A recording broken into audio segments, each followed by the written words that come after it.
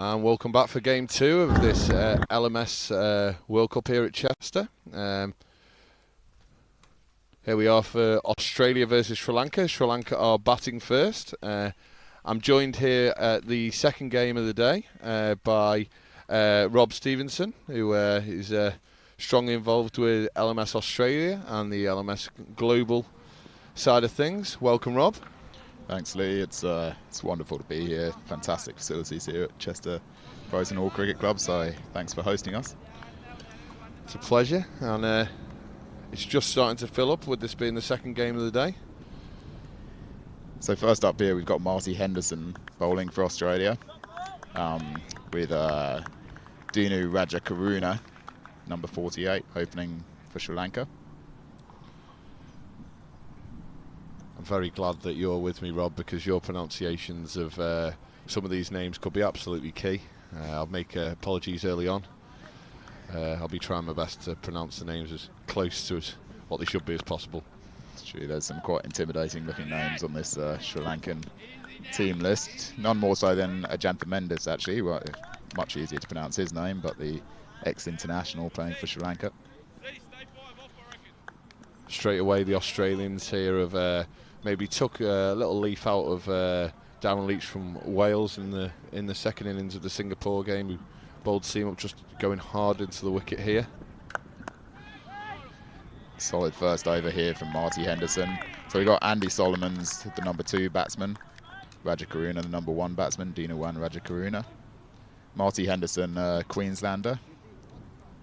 Beautiful part of the world there, Queensland. I'm sure the weather here, though, it's intimidating for us Brits at the moment with it being so warm. I think this will be quite a nice cool day. Yeah. Fielding out in the deep there is the Australia captain Sam Lang. Good bit of fielding out in the deep to restrict it to 2. It's a really good start, first over from Australia. So after watching that first game, Rob, what would you expect a good score as these obviously two major nations, cricketing nations? Are we expecting the scores to go up or stay around that 150, 160 mark? Well, it's an interesting one, this, because both teams have exceptional bowling lineups. Very experienced, the Australia team, and then Sri Lanka, a lot of variety in their bowling lineup. I think this is, you generally say this is a 160 pitch and wicket, given the boundary lengths and the fast outfield. But that was a tight first over there from Marty, so the Aussies will be aiming to keep Sri Lanka below 150 here. Okay. And they've got quite a power hitting lineup, so they'll fancy their chances if they can keep it below 150, I'd have thought. I know the Australian lads had a bit of a warm-up game yesterday. They did. There were some big hits hit into the nearby houses, that's for sure. Interesting to see the Aussies go to the left-arm spinner here early on. It's true. This is, I wouldn't have expected this, to be honest. Nathan Tyrrell opening up. He's more renowned for his batting. He actually was the world number 1 ranked last man stands batsman for over 18 months up until the end of last year. So he's well known for his opening batting. He's a very useful spin bowler, but I definitely wouldn't have picked him to come on first.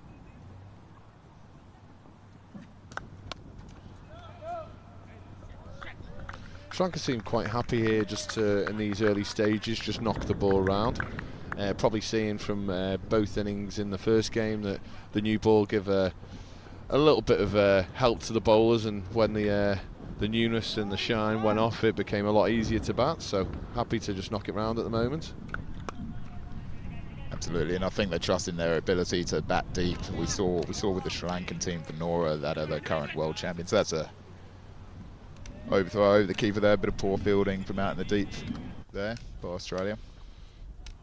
Just a few early first game nerves there, maybe from the fielder. Just get his first touch in, settle down, as Tyrrell continues from the Ron Fleet end.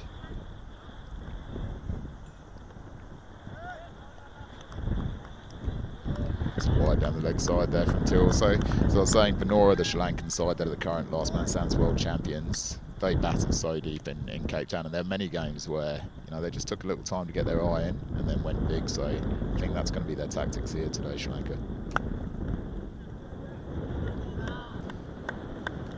Trusty boot there from Tyrrell.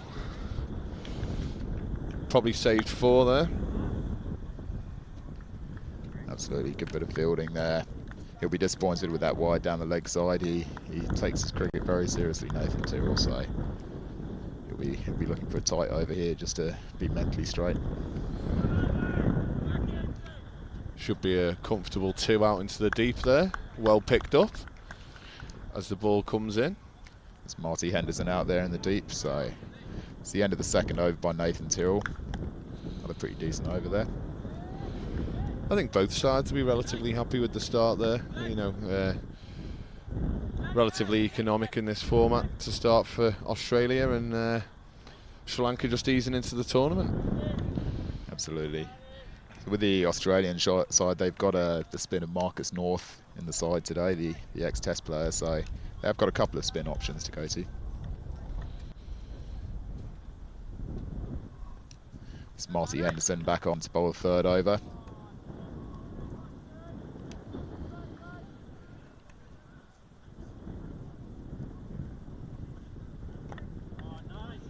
Been really impressed with Marty Henderson in this early part of this game, just how he's just, you know, getting the ball just to sit on the top of that off stump. Sometimes it's easy in T20 to go to the, you know, the depth side of bowling straight away and not look to, you know, challenge the batsman with, you know, the best ball that he has. But, you know, he's definitely bringing, you know, a numerous amount of dismissals into the game at the moment, you know. Absolutely, he's vastly experienced in LMS, Marty Henderson, like true legend of the game. One of Australia's most decorated players in LMS actually, and he's taken almost 400 wickets. So that shows the well, 20, an average of 20 for his wickets as well. So that just shows the experience there. And in addition to that, 13,000 runs. That's a big shot there down towards long on. Manages to clear the fielder. So early intent there from Andy Solomons. Backed himself there. He got absolutely all of that, Rob. That was into the wind. He carried the long boundary on the corner there and hit it very, very flat as well. I think Sri Lanka probably felt that after a very solid start, being non-down, it was maybe time just to get a couple of boundaries in this power play period. It'd be interesting to see if Henderson just drops his length back a fraction now, because that was probably the fullest ball he's bowled so far. Absolutely, he was inviting the batsman there. He would have got a bit excited with the hit there, thinking that he could have a wicket, but good power. Cleverly played there, just the late cut down to the vacant 3rd man region.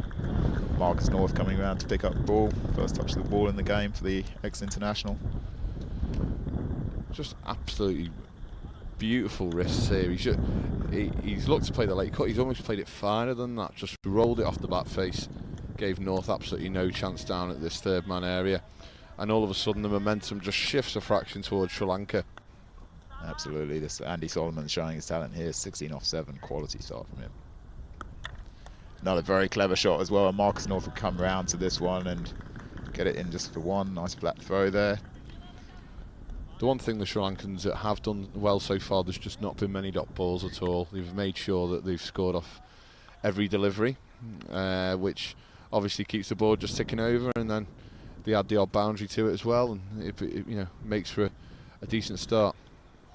There we go. A bit unlucky there for Marty Henderson. The inside edge goes down in a fine leg through Brodie Dwyer, the keeper. It's a bit of pressure here on the Australians with 2 4s and a 6 in this over. That was a cracking delivery there from Marty Henderson. Outside off stump, beautiful line, seamed in. Very unlucky that that wasn't chopped onto the wicket there, but if that happens in last man stand, there's not much you can do about it with only the 8 players per side. You can't really protect that region. What will Australia's tactics be throughout this tournament? Would they be looking to bat first, or would they be looking to chase and see what the opposition put on the board? I think they'll be looking to chase most of the tournament. They'll back themselves with the amount of experience that they've got in the lineup to be able to chase down any total. Every player in the Australian squad has an average over 50 bar 1, and all have exceptional strike rates as well, so there won't be any issues over how quickly they score their runs. You could argue that their team is potentially too attacking, in that everyone is used to that plus over 200 strike rate. So it'll be interesting to see what happens if they lose 3 or 4 early wickets and they have to readjust their game to that. Getting a late cut there. Will Marcus North get around to it? No, he won't. So there you go. Andy Solomons, that's been a productive region for him so far. 2 fours down to vacant third man, and that does force the change. So Marcus North will now come around a bit closer to third man just to plug that gap. One thing I have noticed throughout the first game and the start of the second game is just trying to get the right people into the right places. Obviously, Marcus North, extremely experienced cricketer at all formats. He's been given an awful lot of ground to cover early on here. Absolutely. So out to deep point there, just a single. This is already a quality start here. Just over 3 overs gone and already up to 33.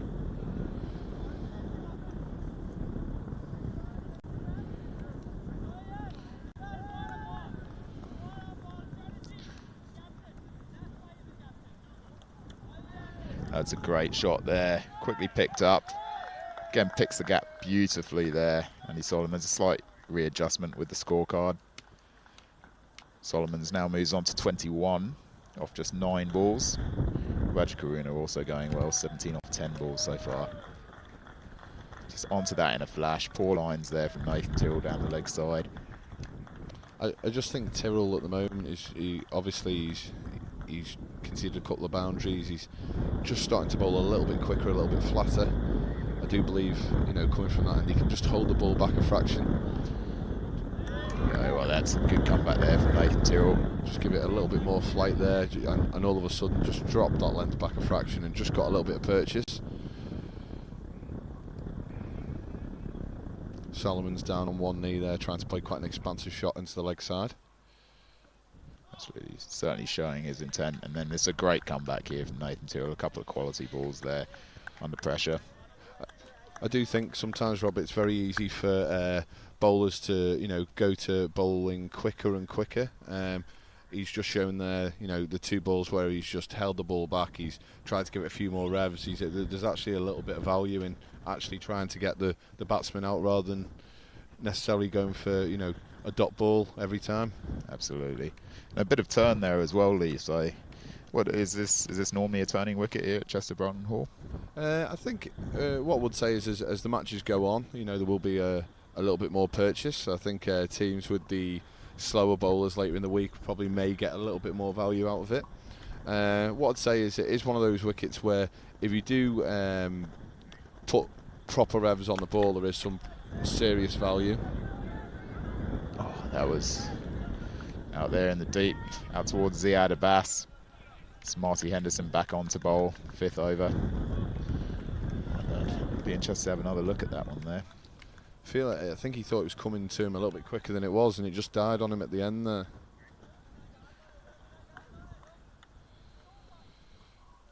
But that would have been a much needed wicket for this LMS Australia side.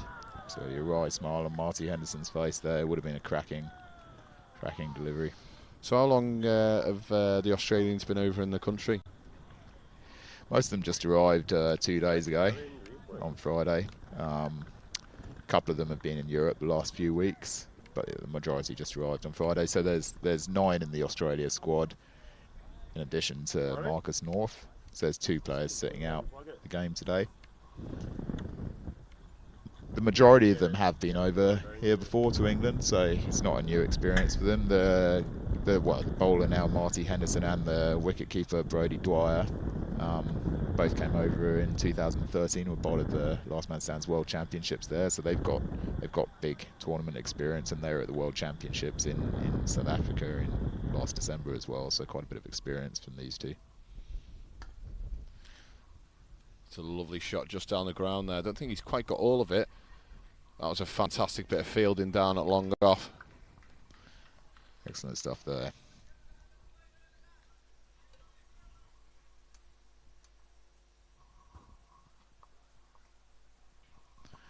So Andy Solomon's now 24 off 12 deliveries.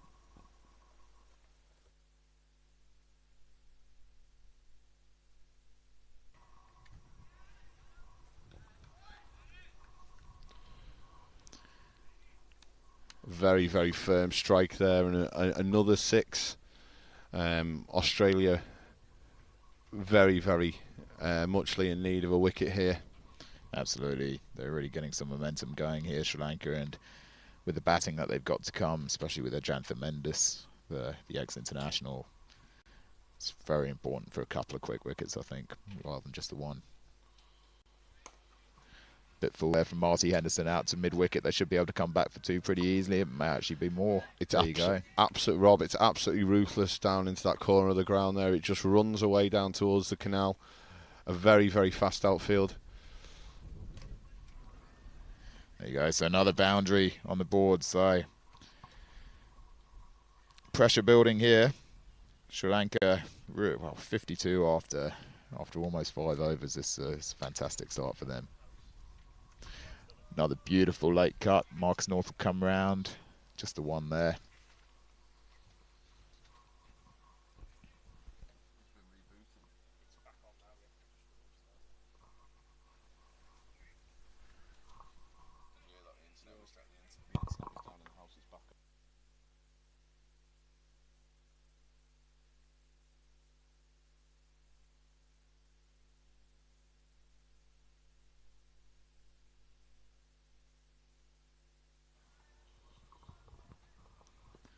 So now 5 overs gone, score 53 for no loss.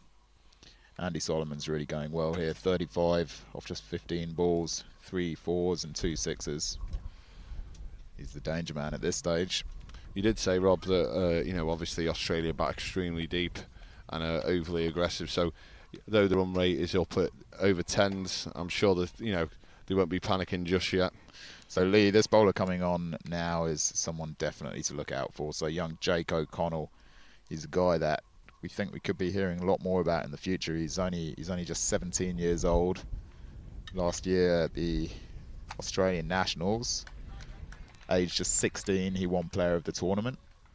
There's over 1,000 teams playing Last Man Stands in Australia now, so to win Player of the Tournament at Nationals with that amount of competition is unbelievable. So he's already scored almost 4,000 Last Man Stands runs at an average of 68, and he's taken over 100 wickets with the ball, and he's only just turned 17. So that gives you an idea of the talent that this young lad has.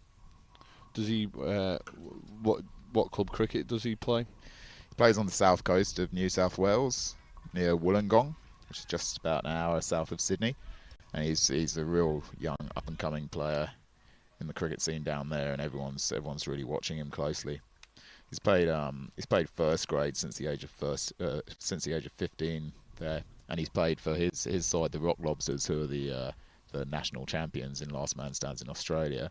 He's played for them since the age of 13, and they're a very competitive side. Straight away, he's shown some decent skills there. Very keen, going all the way out to mid wicket, and they come back for 2. They're almost tight there. I think the Australians have quickly just got to adapt to the dimensions of this field, Rob. Feel like they've just got caught out a couple of times here with the angles in the field, where they've got guys where they're managing to get 1s and 2s very, very comfortably at the moment. So hopefully that's something that they can adapt to quickly. That's it. It's not just the pressure of those 1s and 2s, it's also the boundaries that have gone the outfield exceptionally quick after this long, glorious English summer.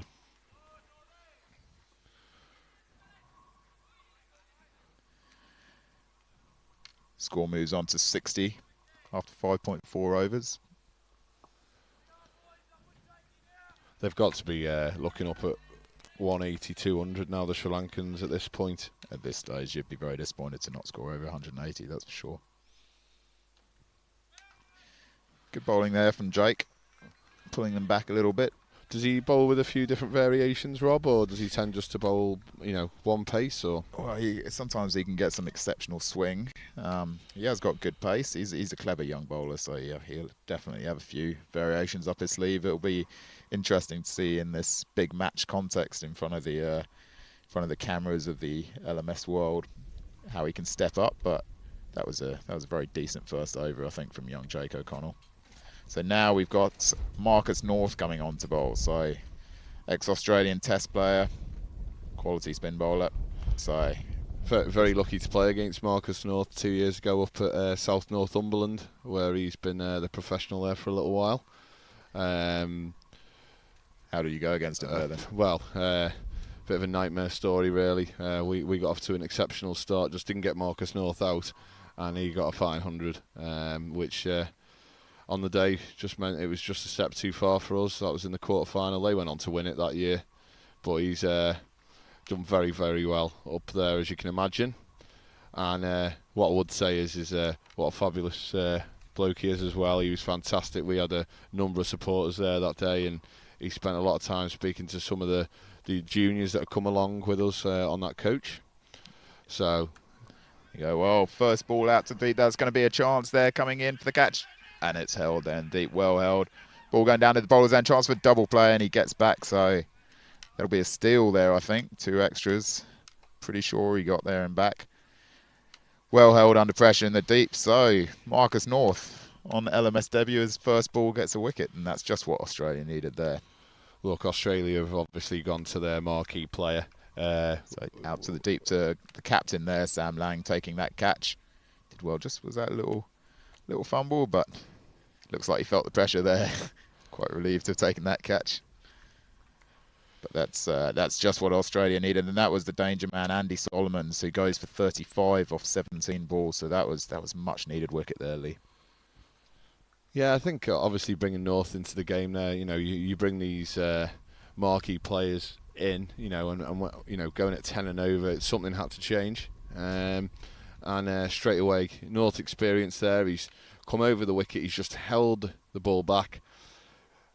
And Solomons has gone out to that deep mid-wicket boundary. He's just not got enough of it. And Australia make the breakthrough. So it'll be interesting now to see how Sri Lanka go about this next phase, because after such a strong start, what they don't want to be doing is giving away 2 or 3 cheap wickets. So whether they just rotate the strike for the next 2-3 overs and see where they're at after the change around at 10. Absolutely, you'd imagine that's the way that they'll go with it now. So now we have Ajantha Mendis just coming into bat. So this international versus international, Marcus North up against Ajantha Mendis. Bit more respect there. It's interesting that Solomons didn't even want to have a look at Marcus North, just figured that he was going to hit the ex-international out the ground first ball. Mendis now the Sri Lankan captain. It's good bowling here from Marcus North. Just what Australia needed to bring themselves back into the game. So just a single down there. So Mendis was the batsman of the tournament at the Last Man Stands World Championships in December. So obviously renowned as a bowler, second best T20 bowling average of all time, Ajantha Mendis. But he's made his value felt in LMS in the batting stakes, that's for sure. Do you think the ambassadors, the marquee players of each side, are going to have that extra bit of competition against each other? That'll definitely come into it. You could hear some of the banter last night between Marcus North and Nick Compton about the tournament in general, and how they were also feeling the pressure because everyone expects them to go out there and dominate and be the match winners. And it's a no-win scenario for them really, because they are the ex-internationals. Everyone expects that. So if they go out and hit 50 off 22 balls, that's just what's expected. But if they fail, then it's just egg on their face. So it is a very difficult situation for them, and they're playing against and amongst very competitive young players. So it's not like anyone's going to go easy on them. So a bit of pressure on them, but a great start there from Marcus North. Wicket with his first ball in Last Man Stands. Respect shown by Ajantha Mendis, and I think this is a crucial passage of play here. Marcus will probably bowl a few overs. Ajantha Mendis, if he gets going, could put Sri Lanka well on top. So crucial period. It's interesting that Australia have picked the Romfleet and the far end to start off with the wind, obviously making it a slightly more difficult second 10. We saw with the Singapore innings. Manpreet Singh and Kurti towards the end, finding it very, very comfortable hitting downwind in the last 10 overs. So it'll be interesting to see what other bowling have we got to look forward to from the Australians. Be interesting to see who they bring on. They got here we go. So Jake O'Connell just bowling the 8th over here. Ziad Abbas, the man fielding out in the deep there from Sydney. He's a good pace bowler, right arm pace bowler. Sam Lang, the captain, shoots them through. Another seam bowler. Brodie Dwyer behind the stumps may come out from behind the stumps, but I don't think he'll be getting a bowl today. And then there's Puri Srinivasan as well, again from Sydney. Originally, his family's from Sri Lanka, so it'd be interesting to see him coming up for his adopted nation against Sri Lanka here today. But he's a fine cricketer, Puri. He'll be the quickest of the bunch. So Jake O'Connell, 2 balls into his second over from the young 17-year-old. Stepping up to the pressure really well here. Up against the opener, Raja Karuna. And that's just the single out to cover. Marcus North fields it in the deep. And this is a great comeback here from Australia. After 5 overs, they were looking at all sorts with Sri Lanka. Over 50 runs already. But they've really pulled themselves back into this game nicely. You bigged up O'Donnell at the start of his spell, and he's certainly not letting you down here. He's coming around the wicket as left-arm seamer, just looking to, straighten the ball, which is always a great skill as a left-arm seamer, just being able to take it fractionally away from the right-hander. Absolutely, the maturity is astonishing, just beyond his years for a young man to just step up to the plate, keep those lines there, make the batsman work for those runs. And it's just a fantastic all-round cricketer. As I said, his stats with the bat are unbelievable as well for such a young man. And in the field, he'd probably be definitely the quickest Australian fielder out there. So he's a huge addition to this Australian side. Just talking about the Australian fielding, where would you put this Australian fielding unit? In all honesty, I think it's probably maybe a weaker part of their game. And probably not as quick as some of the other sides that are going to be participating in this tournament. But again, with these quick outfields and the way that last man stands is, I'm not sure if that's going to come into play as much as it would if the outfields were slower and you can have to get to the ball quicker. If you're going to place the ball in the gap on these pitches, then it's going to be 4 either way, I would have thought.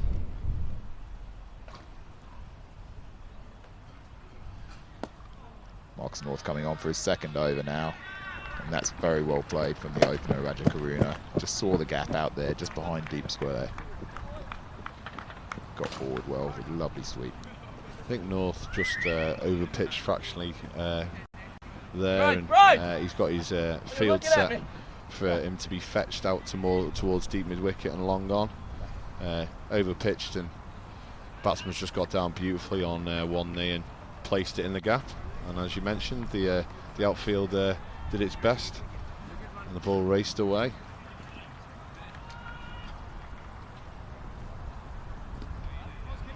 Work, Brad. Work, Brad. Carefully played there from Dinawan Raja Karuna. Come on, boys. Sorry. See them. Had it round, it seems, the wrong way on the TV scorecard. So now we have Raja Karuna. So that was Mendes who played the sweep shot. Apologies to Ajanta.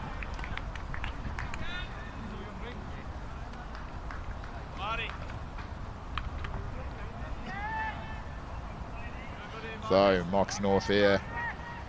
It's a very important spell. This I think his bowling just gives such balance to the side, puts the pressure on the opposition. And that'll just be the single out to cover again. Young Jake O'Connell picking up the ball there. So we will see Puri Srinivasan have a bowl at some point, and so he'll be probably the quickest of the Australian bowlers. Interesting tactics, not bowling first, but that was obviously a tactical thing. We're trying to get the spin on early. So Mendes just plays it out there for the easy single, showing Marcus North respect here. Marcus North, a very well-travelled cricketer in England. I think he's played for 6 counties, actually. The captain here at Chester Boughton Hall is Will Owen, ex-Glamorgan. And I saw Will and Marcus having a good chat in the bar last night, catching up on some old times. Will always spoke extremely highly of Marcus and his input when he was at Glamorgan with him. So I think, look, as a franchise, I think Australia are extremely lucky to to have a marquee player like Marcus North. I think some of the lads, obviously, who are, you know, very, very accomplished LMS players, are, you know, going to learn a lot from him in this coming week. Absolutely, and what an experience for this young man, young 17-year-old Jake O'Connell, getting to bowl in tandem with Marcus North.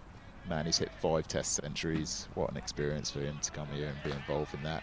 That's, I think, just talked about the ex-international. That was not what you want to see out there in the deep. So first missed field of the day comes from the ex-Test player. Young Jake O'Connell won't be so happy with that, but I'm sure that he'll bite his lip. It's amazing, even when you play against these guys who have played at such a high level, any sort of mistake like that, they still have the same level of intensity as the when they were playing. I know how disappointing Marcus North will be with that, but straight away O'Connell straight back on the money. Well, Marcus did talk last night about how he likes a beer off the field, so I'm sure that Captain Sam Lang will be doing some sort of fining after the game after that error, because I don't think that goes unnoticed, that's for sure. That must be a massive part of the LMS franchise, franchises around the world, the whole social element to it. Obviously it's a little bit quicker than a T20 game.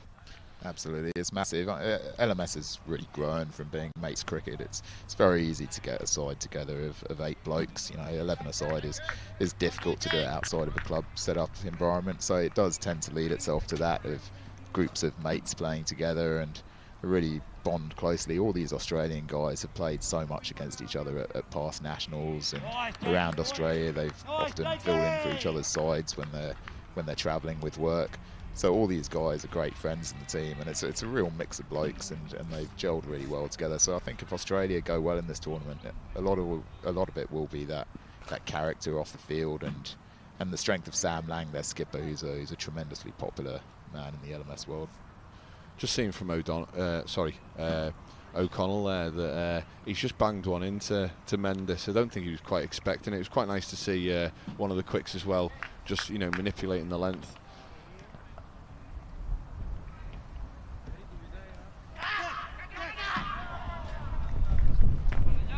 Well, that was a chance. Mendes has just tried to roll it off the face down to third man. He's it's just got just a fraction big on him here, and the keeper, Brodie Dwyer, the keeper. Brodie Dwyer has just gone with it. Diving attempt one-handed. We're going to watch it back on the replay. That was...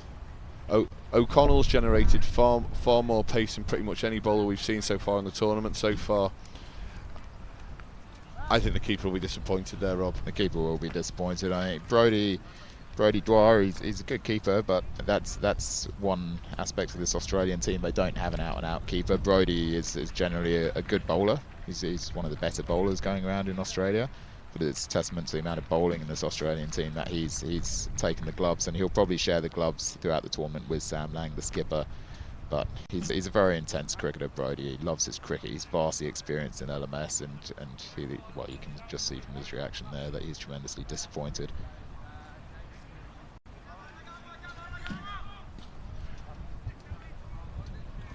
So the 10 over mark.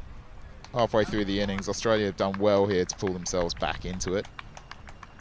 Score 83 for 1 after 10 overs. Ajantha Mendes not out on 11.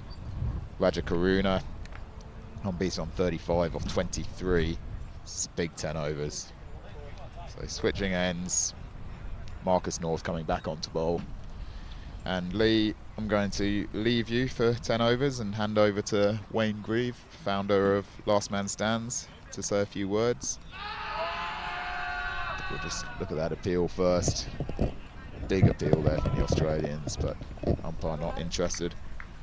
So North doesn't look overly impressed by that decision, but I've got a funny feeling that it may have been a fraction high. We're going to hopefully see a replay of that now. We may not have time before this next ball, but hopefully after this ball we will. So North coming in again. And that's a big hit there. And that's why cricket can be so cruel. He obviously fancied that last appeal, North, and then the next ball, Mendes has just took a step down the wicket, and Next one in, Ollie. Absolutely smashed the ball. That was a huge six. Landing on the road down on Filkins Lane here. And all of a sudden the pressure just switches back onto Marcus North. He's pretty much had it his own way so far with the ball. So I'm going to welcome in Wayne Grieve now. Good morning, Wayne. Good morning, Lee. It's good to join you here. Did we manage to get a look at that replay yet of the LB? We've not seen it yet, but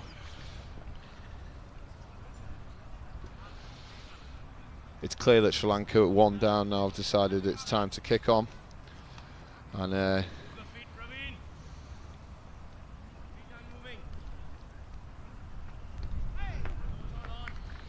North using all his experience there, just adjusting the line, dragging the length back and taking a bit of the pace off there. Still just having a small chat with the umpire, I think he really fancied that LBW, Wayne. That's a great shot. He's using his wrists there beautifully. That there, isn't it, again an example of the outfield. That has gone no more than 5 or 6 yards to the right hand side of the man at deep cover, and he did not have a hope as the ball sailed across the outfield. Yeah, the great thing about playing on a facility like this is you don't need to slog. You just need to work the ball into the gaps, and you've seen that the teams that have batted here haven't tried to, or the teams that have done well with the bat haven't tried to overhit it. They've just kept their shape. The wicket's good, the outfield's fast.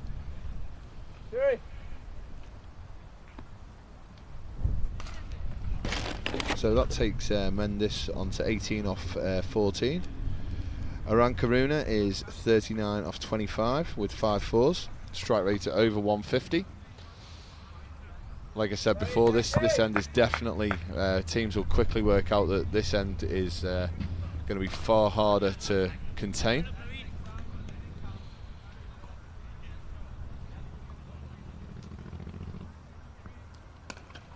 O'Connell's changed ends now. Be interesting to see how quickly he adapts. What sort of length do you think the bowlers with a bowler like O'Connell would be wanting to bowl? A bit back of a length, not too full? I think he'd be pretty happy with the length he has been bowling. He's been bowling hard into the wicket, top of the stumps. He's not really giving them the chance to get under the ball. Really wants them similar to that ball there. He just wants them hitting it square of the wicket. Sri Lanka just putting the outfielder in a little bit of pressure there. Soul destroying for a bowler, then he's executed his plan perfectly. That should have been nothing more than a single, and they've turned it into a 2, and Sri Lanka close in on the 100 in this 12th over. Just want to have a shout out to all the viewers in Australia. We know a lot of people are up there late at night Sunday evening watching this game. We can see Justin Isaacs has just joined us. Justin Isaacs is involved in LMS Parramatta. Justin, I hope you're enjoying the game. I was saying before to Bjorn, Wayne, I said, I was here last night for the opening ceremony. It was a fantastic blend of colour, all the different flags and blazers and whatnot. Must have been a fantastic evening for yourself. Yeah, it was really a special moment, and it was great to see guys like Marcus North and Nick Compton being so humble. I think that's a slow ball gone wrong there. At this phase, though, at 99 for 1, the Australian bowlers are going to start having to use some of the variations, Wayne, because I think Sri Lanka are going to start coming extremely hard now. Yeah, it was worth a try, just didn't execute there. So for you as founder of LMS, seeing that opening ceremony come together and seeing so many of the best players in the world at this format, must have been fantastic. Must have been some great stories in the bar last night. Oh, there were some great stories, and one of the highlights was Marcus North in the question and answer session.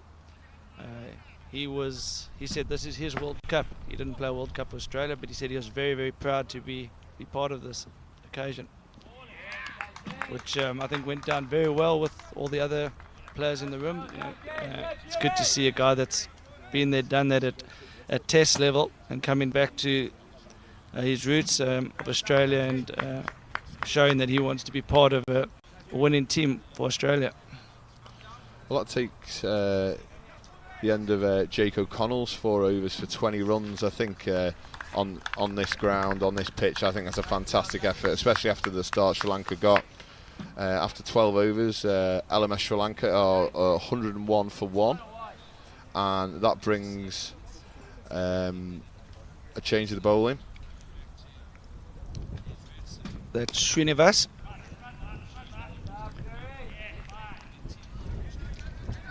So Rob was telling me that some of these Australian lads have got some, superb strike rates. He seems to have a very, very aggressive batting lineup. So what sort of score do you think Sri Lanka would have to post to really put these Australians under pressure? I think 180 is par. I think over 180 Sri Lanka will feel that they might have their noses slightly in front. I think under 180, I think Australia will feel they've had the better first half.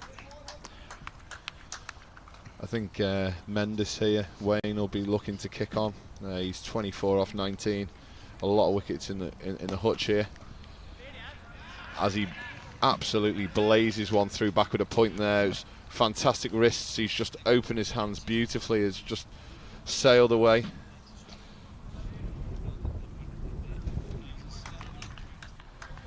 Just at that last moment, for any young players watching, just manipulated his wrists just to ensure they didn't go out to the field or out in the deep. There's an interesting passage of play that will be coming up probably around the 14-15 over. Both batsmen fairly close to retiring.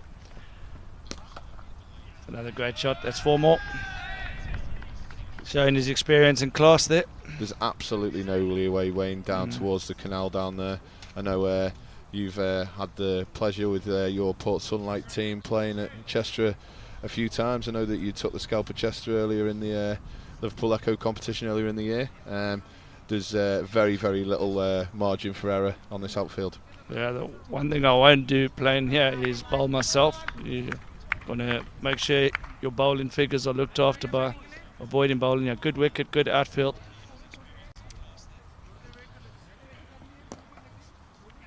Going to push for 2. There should be 2. It's a good over. It's fair to say I think Australia have gone quite top heavy here without taking a wicket. They've used some of the main bowlers early on.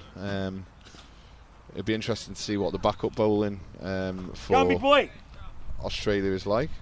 Agreed. I think, but on the same token, it's going to be interesting to see the number 4 and 5 batsmen. Sri Lanka want to see what depth they've got in the hut. The thing about LMS is you know there's a good partnership going here, but at some point they're either going to get out or they're going to have to retire, and Australia might try and squeeze the game with number 4 and 5. So we'll have to see the depth in both teams. Yeah.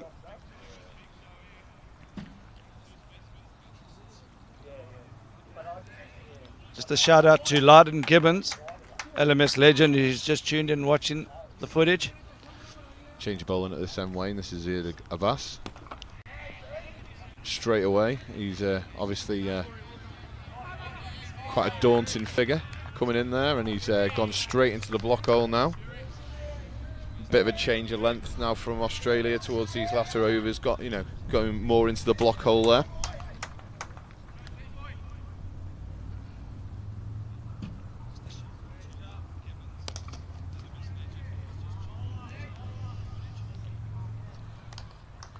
Am I right in saying, Wayne, that Sri Lanka currently have the world champion side in LMS? Yeah, a team called Venora. They came out to Cape Town. Very, very strong side. They were led by Ajanta Mendes. Well, that's a wide. How many of that side have made it into the Sri Lankan national side here? I think there's 3 of them. I'll stand to be correct. I think there's 3 of them. So they have got experience, at this level. Definitely, and they tend to bat around Ajanta.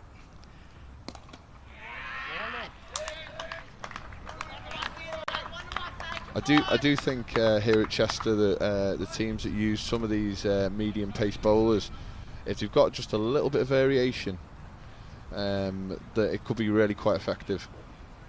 He's bowling a lot of cutters here. This is a good start, yeah.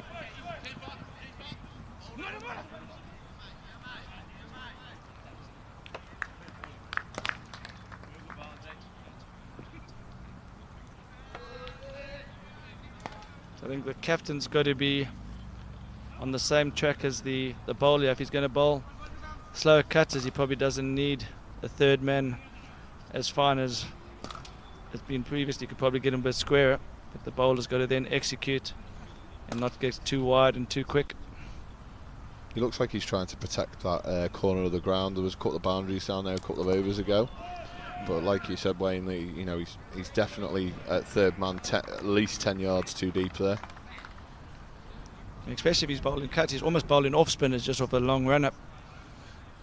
How often do you see LMS sides in these latter overs, maybe bring one guy into the ring to maybe block off easy single? It depends on, obviously, the situation, the bowler, who's on strike. I think it's only really worth doing it if one of the batsmen, you feel you can get a few dot balls in against him. But if both batsmen are set, it's not really a tactic used too often. Again, it depends on the wicket. If the wickets stop in a bit. I remember on the Gold Coast in Australia, our first ever World Champs, there was one game where I think it was a quarter-final game, where the team that actually went on to win the tournament, they were 60 all out, and they defended that game. The wicket was like a fifth over test match. There's cracks in the wicket, and they got all their fielders up. So I think on a road like this, it's very hard to try and set a fielder where you've got a fielders up. I think you're always better off getting all the guys back, protecting the boundary. But you saw the Singapore side start well. They used the power play and they got a slip in early doors. So for the first 4 overs, definitely. But after that, I think you've got to just try and defend the boundaries. Huh?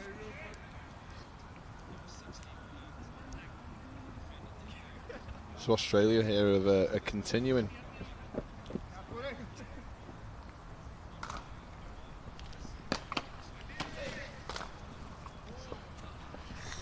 Oh, unlucky. Great shot down the ground. Just hit with some real force there. The fielder tried his best to stop it, but just couldn't get his body behind it.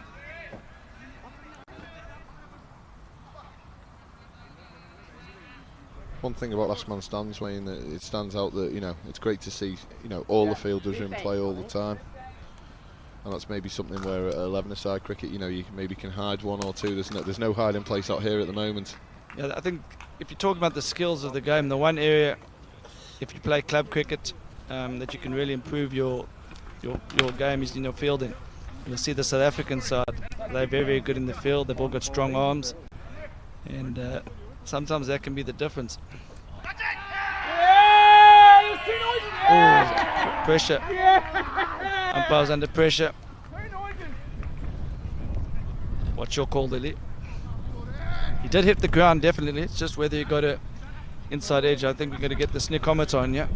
I think as a batsman, judging by his body language, I'm saying that he didn't fancy it, but just watching the replay, there does definitely seem like a bit of a deviation down the leg side. The wicket keeper seems relatively confident, but at the end of the day, it doesn't really matter. The umpire makes the decision and he's got to go. Yeah, unfortunately, the hot spot isn't in play today. Otherwise, we would definitely have used it there. Just in the background there, Wayne, I can see just a banner for the last man stand shop. What sort of stuff sold there? One of the features of last man stands is all the teams wear coloured clothing. That's fun cricket, so we don't wear whites, and that's predominantly what's sold in the shop. The teams can go on when they register, sign up for a league. They go on and they order their team uniform. So they can design them, can they? Yeah, well, we've got set designs, but they can add their logos and they can add sponsor logo. They add their numbers. There's some player names that we have to vet at times, and some team names that are creative. But yeah, that's part of the fun of the brand. You start a team, you create a name, and you create a team outfit and a team logo, and that's all done through the shop. And that's, I think that's got to be part of the one of the novelties of any format is the changes and the things you can do, and obviously it's a step closer to playing at the highest level as well. You know, being able to have your name on the back of your shirt. It's just watching that replay again, Wayne. I think that's a fantastic decision by the umpire. You know, I take your point that he's obviously hit the ground, but there's quite a big deviation after the bat there. So fair play to the umpire. I'm sure he'll be checking that back later to see if he's got it right. I think if you're supporting Australia, that's out. If you're supporting Sri Lanka, you probably think otherwise. What are the viewers out there? We know a lot of people viewing there. Please give us your thoughts on that dismissal. What I'd say is just in the background here, Australia have done very well to just claw this back a fraction at 125 for 2. Obviously, you know, with Mendes out as well, Dewan very, very close to retiring. It's something that was mentioned earlier on. You know, how deep does the Sri Lankan batting lineup go? And I'm not sure. I haven't seen the side, so we'll see. We'll get a glance of that in the next few overs now. How deep they can go. I think that'll be 2. That.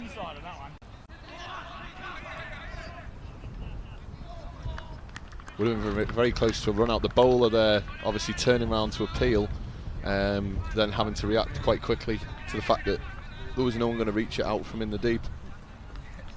Daniel Teddy Jones, he reckons that's out. Dean Curry out all day. I think there's a few of the umpire's family on this feed, Wayne.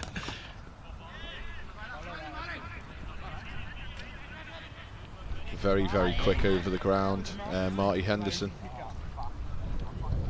Mark says not out.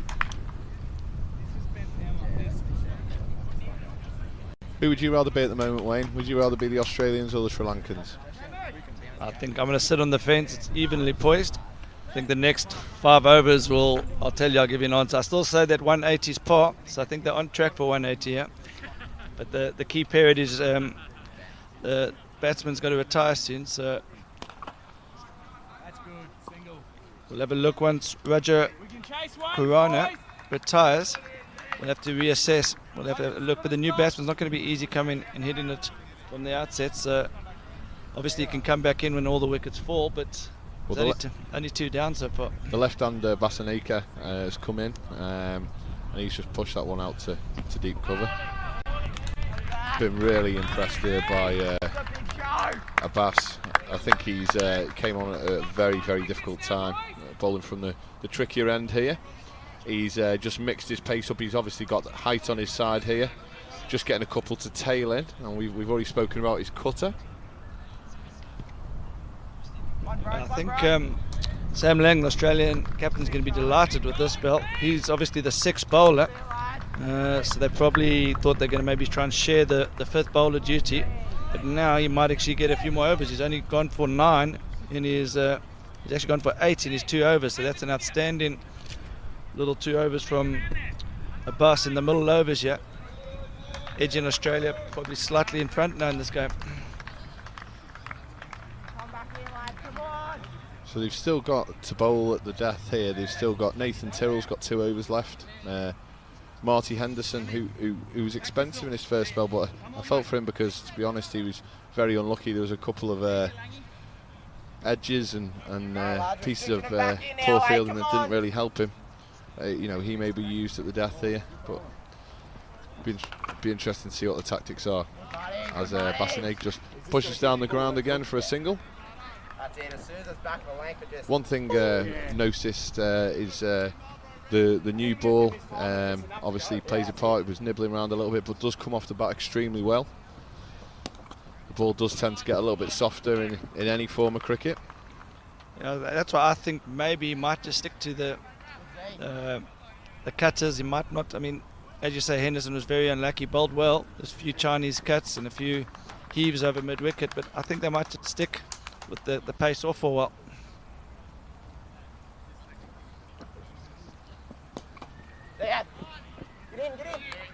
Big inside edge here from Basaneka. Fumble out in the outfield. He's come back and he's turned that into a second. There's nothing more frustrating there as a bowler.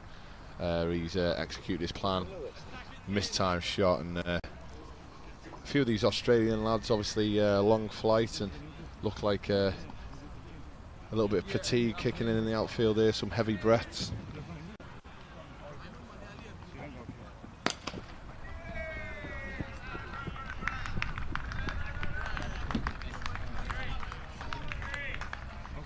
Basaneka with 4 through mid-wicket there. He just cleared his front leg out the way beautifully there, held his shape, and just over pitch by Abbas, and he's just put his hands through beautifully, found the gap.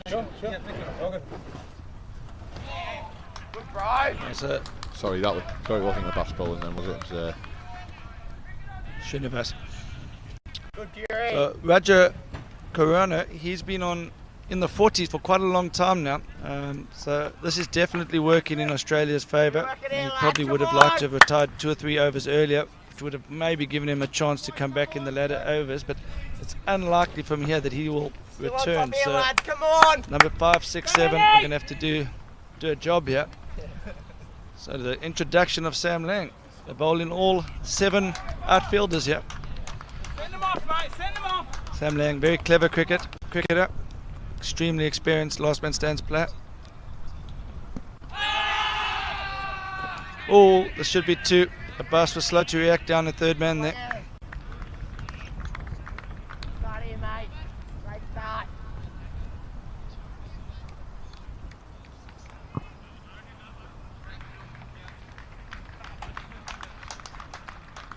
and that's a retirement for Doan.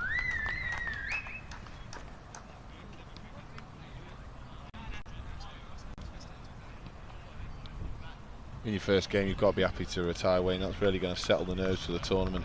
Definitely. Strike rate decent. From an opener, you want someone to hold the fort. And it's always nice when you know you've got one in the bank. He's gone off to a nice applause in front of the pavilion there. It does give an absolute licence, though, to some of these lads coming in now, doesn't it? Because obviously you've got this guy who's got 50 in the hutch. Sam Lang showing his experience here. 480 caps of last man stands. And it's fair to say the Sri Lankan batsman had a licence. He fully took that up but wasn't able to make contact with the ball there. Trying to do his best by the side there, and didn't give himself any time to get himself in. Yeah, he's in a no-lose situation there. If he hits a boundary, he's getting the team at noses ahead. If he gets out, the retired batsman's got a chance to come back in. So we're interested to see now what they've got down the order. Their top 5 look very good. Let's see what depth they've got down the back end here. I think just watching that back on the replay there, I think as he'll be disappointed he lost his shape in the shot there. Obviously looking to bat for the side, you know, given a pat on the back by his teammates. They appreciate that he's playing for the team there. But Sam Langs came on here, the skipper, and found the breakthrough straight away. So we've got an interesting question from Loudon Gibbons. Why is he retiring from leg bars? In LMS, leg bars don't go to the batsman. It's only the wides. But Loudon, you're not watching the game closely. There's a little tickle onto the inside edge onto the pads. I know it's late there, but get a cup of coffee and watch properly there, but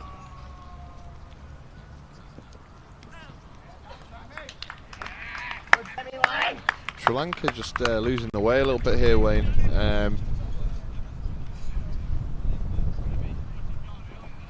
Basaneka has lost his shape a couple of times here, just trying to work it into the leg side, and that looks like another single.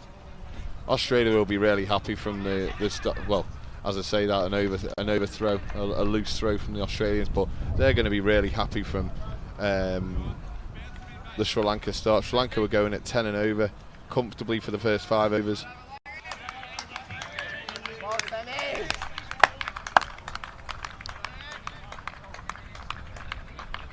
yeah, Australia definitely had a good second half here. They've just decided to take the pace off the ball, and it's working. And I think Sam is showing some good leadership here. He's realised that pace off is the way to go. Might not work all the time, but it's working for them at the moment. Under 160. I just think Sri Lanka, Wayne, have forgot what they did so well in the first half of the innings. I know obviously they had a couple of very set batsmen and hit a few good boundaries, but they haven't moved the ball around at all in the last few overs. You know, there's been a distinct lack of, you know, pushing the field. As Basaneka hits one out towards extra cover, didn't get any of it at all. That allowed the batters to come back for two. No, you're right, Lee. I think it's not all about trying to hit boundaries. You've just got to make sure you get in bats and ball. There's lots of twos out here. Or you can just do that. That's a new ball. That's straight over the scoreboard. Superb shot. Signal from the Australian fielder. That is canal bound that way. I get the impression there'll be a couple of balls that head into the sink this week, and that was a very, very firm hit there. Amazing wrists, stood up nice and tall. He's gone again. 4 more. And this is exactly what Sri Lanka needed.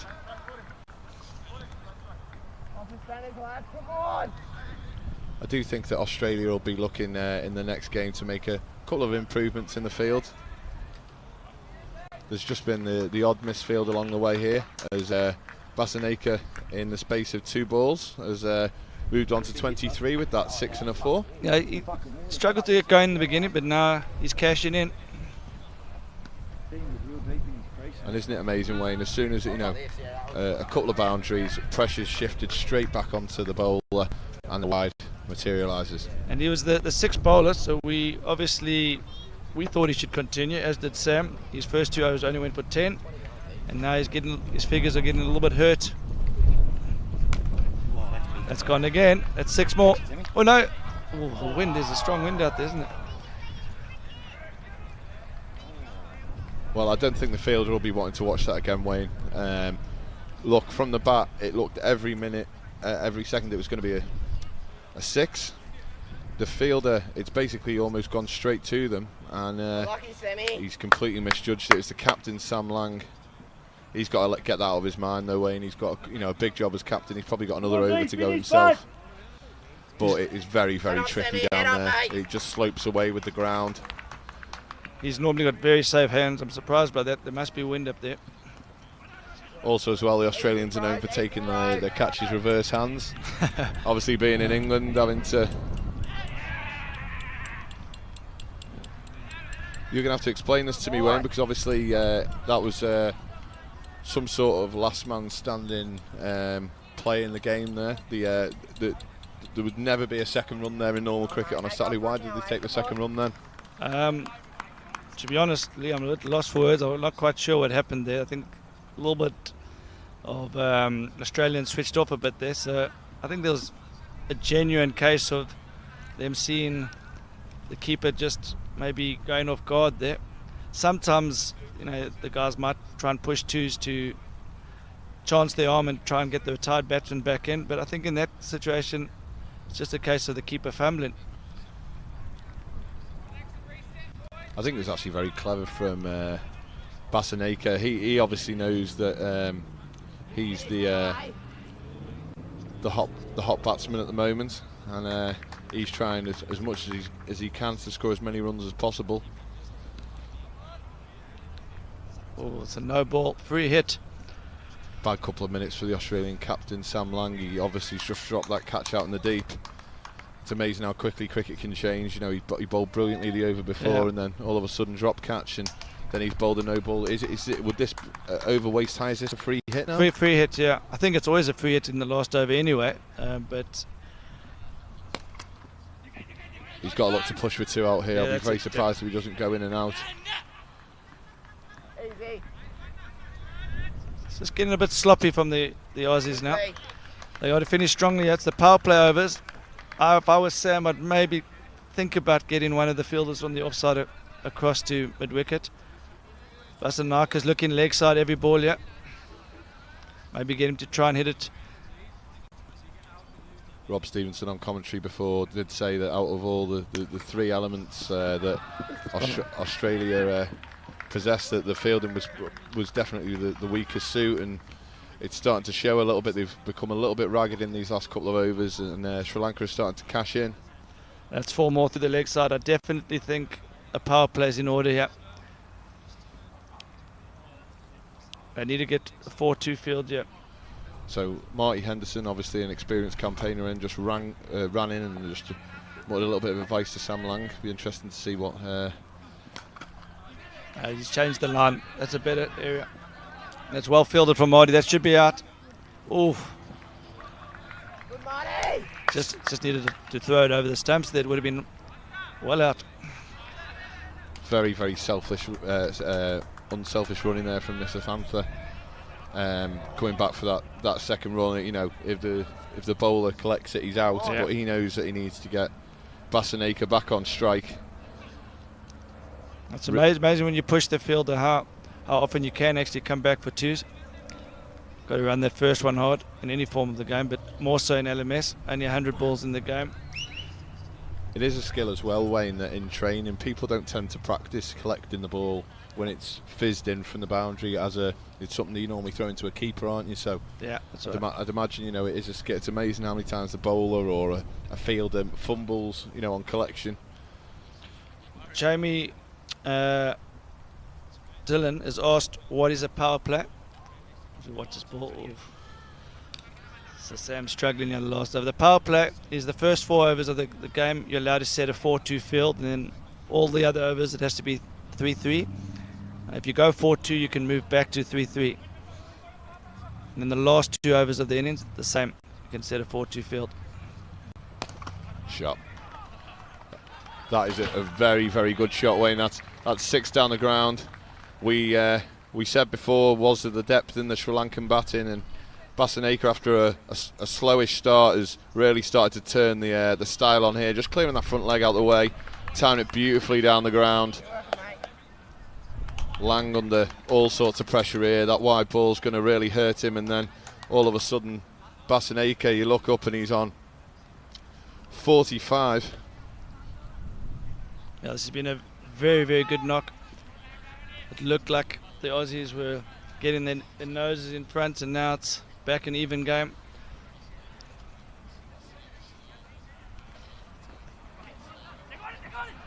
I think he's a little bit unlucky there, Lang. I think it was more chance of being a no ball than a wide. But Basaneka has made it very clear to his batting partner he is not going to run, and he is going to face the remaining balls of this innings. Yeah, I see. In the last over, there's no penalty balls. You have to complete 5 legitimate balls. That should be out.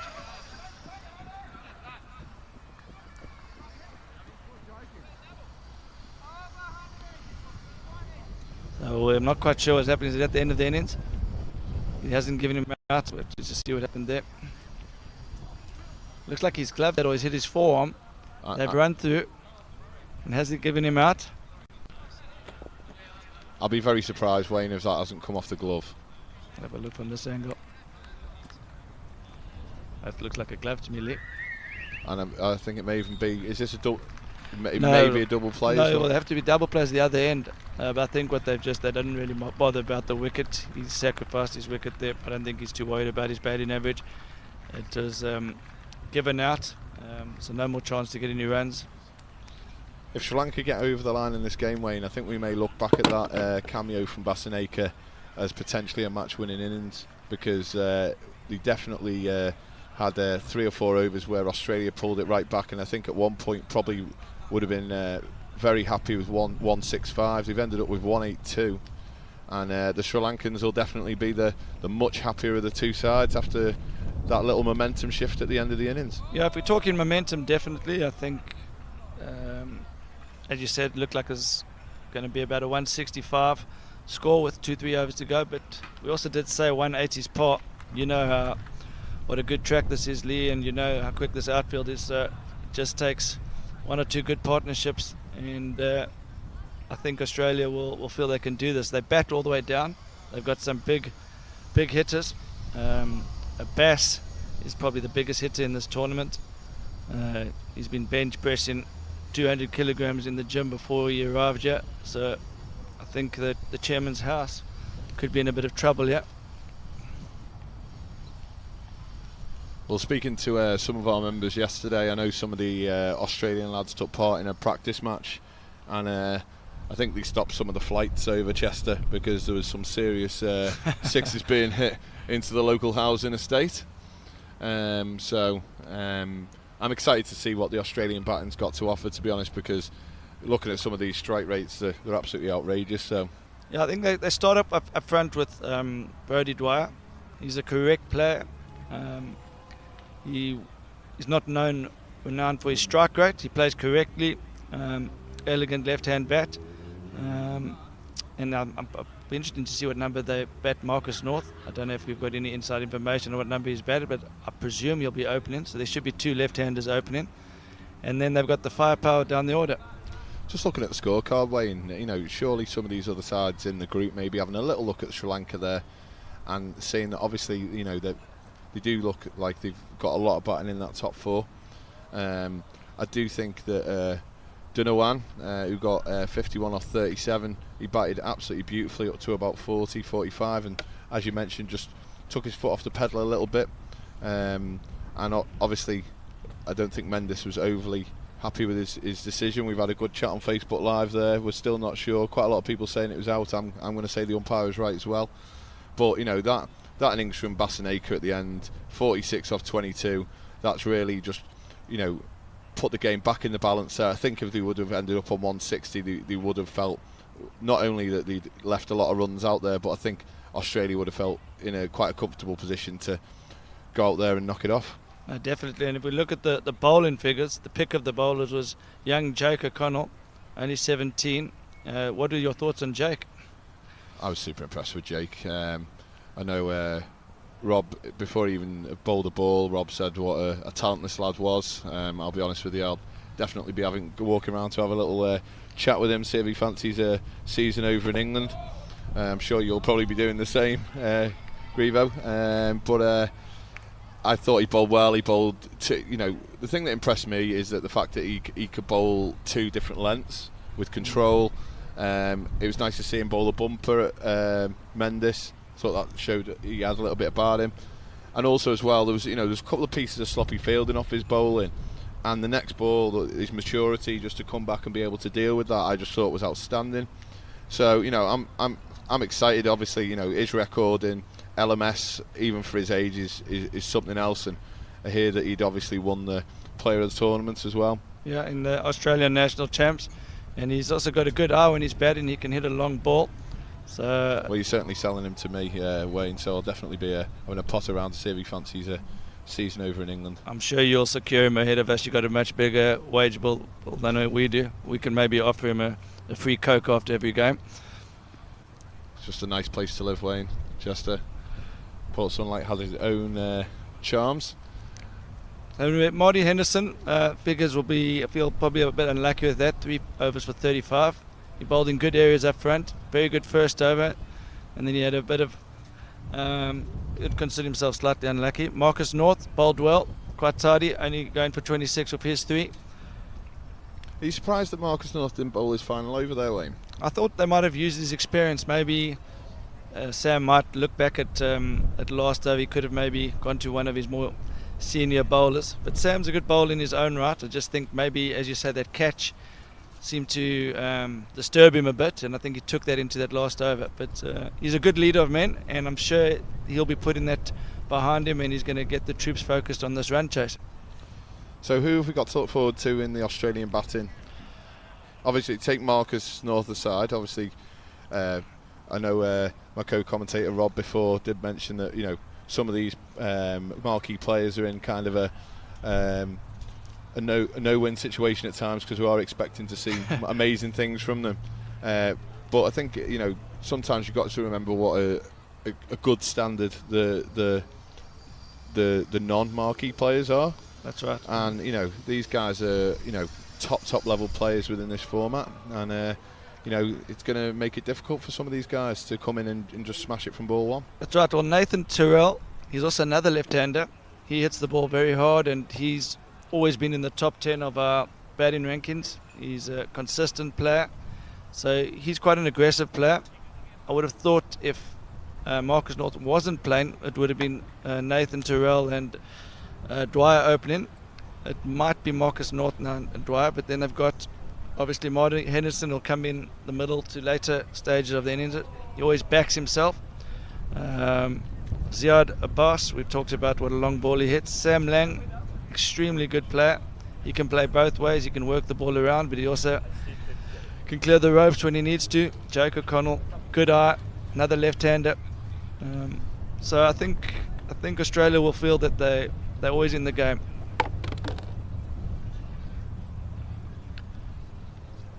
We're going to be taking a break now. We'll be joining you shortly.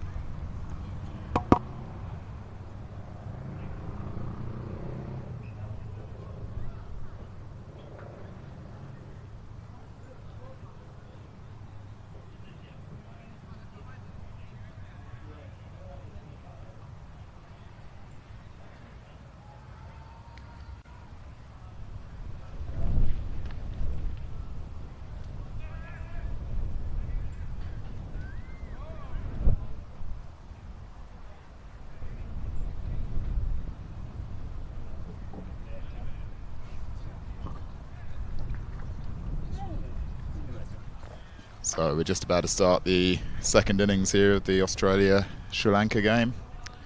183 the target for Australia. They'll be disappointed to be chasing such a high score. A few little mistakes in the field and a few chances that weren't taken. But as Wayne was saying just before me, there's a lot of power hitting in this Australian lineup. So they're certainly not going to. I'd say that pretty much it's going to be either Australia bowled out or they're going to chase down this target here with the kind of players they've got on the side. The only player that does bat a bit differently is Brodie Dwyer, who's opening the batting for Australia, left-hander. So he's a more orthodox player that they'll probably be looking to play the anchor role. And then look for the big hitting of Ziad Abbas, Sam Lang, Puri Srinivasan, Nathan Tyrrell. There's some devastating hitting power in this Australian side. So Marcus North will not open.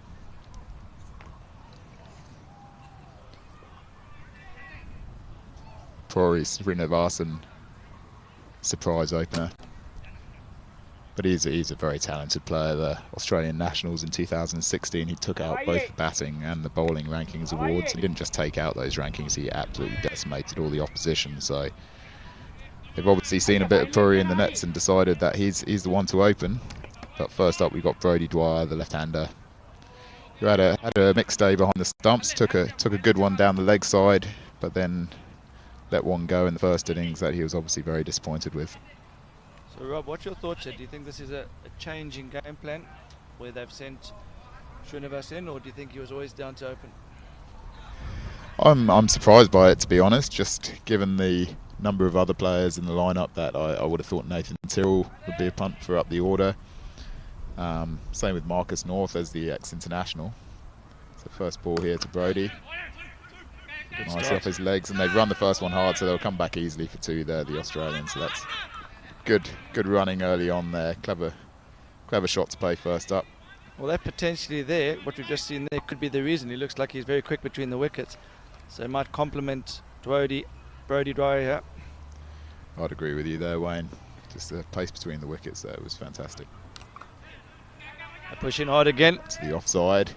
They're just taking the single. So good intensity. Looking to put the pressure on the fielders. This should be a very, very enjoyable next 20 overs. So we have Andy Solomons opening the bowling here for Sri Lanka. So Solomons, who opened the batting exceptionally quickly, 35 off 17 balls before Marcus North took a wicket with his first ball in last man stands. Huge wicket there for Australia at the time in that game. Australia just let Sri Lanka get off the hook in the last few overs. Things became a bit messy in the field. Definitely chasing about 20 runs more than they would have expected to be chasing at one point, so that'll be disappointing.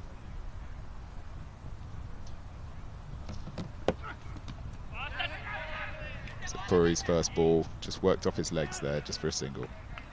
Now they're going back for two though. So relatively tight first over here from Andy Solomons, and we have a change in the commentary box. Welcome We sure to do. Nick Compton. Thanks for having me in the old last man stands box here. Some unbelievable cricket on show, I have to say. Just come here this morning and just seen the Sri Lankans have a bat, and my word, they hit some big blows. Absolutely, there's some serious depth in that Sri Lankan batting lineup. All the top four showed their talent there. Ajantha Mendis potentially lucky to survive a LBW appeal off Marcus Yeah, that North. looked absolutely plum. I'm just looking at Ajantha here. He's smiling at me quietly. Ajantha, you were plum there. LBW. The laugh from Ajantha Mendis says it all with regards to that LBW there. You know, exactly. Umpires are there to make the decision. So Nick, you looking at some of the talent on display, are you a bit more worried about your part in this tournament now? Absolutely. I've been worried for a while. I think there's some serious players here, and I'm just realizing that I'm the amateur in this tournament. There's some good cricketers on show. It's obviously a very fast-paced game. You know, you've got to hit the ground running and get those twos and push hard. So it's all action, which is fantastic. I think it's a great spectacle, and I think some of the players here, though, you know, are good. I mean, I played against a couple of them because I played in the first class cricket in Sri Lanka this year. So it's nice to bump into a couple of them who I played against. So whereabouts were you playing over in Sri Lanka then? I was at Ports Authority, which is one of the first class teams there, and yeah, absolutely thoroughly enjoyed it. I mean, can't speak more highly of Sri Lanka as a country and as a place to visit, and also the cricket was brilliant as well. So we've got 3 players in the Sri Lankan lineup today from the Army Cricket Club. So what do you know about that cricket club? Just a slight glitch with one of the microphones here, so we'll just carry on. Yeah, so Nick, I was saying with the 3 players today in the Sri Lankan lineup from Army Cricket Club, what do you know about that? Yeah, we played against the Army. A good side, probably about half an hour inland from Colombo. But a lot of the first class teams are very, it doesn't necessarily mean that there's a lot of Army guys in the Army team. It's just one of the names. So the names are a bit strange. They're kind of a bit misleading. But yeah, again, a very good team. A lot of good first class players over there. A lot of very good cricketers. It's Marasinga bowling the second over here. Solid start here from Australia, if not spectacular so far. So Nick, you've got a strike rate of about 270, I hear, in last man stands. Yeah, it's a shame I have to play because I don't think it's going to get much better from here, to be honest. I'd be quite happy to hold on to that record. Aussies have started quite well here. 16 for no loss off 1.2 overs. A little nudge down to third man. A bit of a misfield, but they'll only get 1. Yeah, it's great to have everyone in on the live feed. Love to hear more thoughts from everyone who's tuned in. Please send us your thoughts or any questions. Really is fantastic here in Chester. It's a beautiful location here, and there's been first class cricket hosted here at Chester Broughton Hall as well. It's a wonderful facility.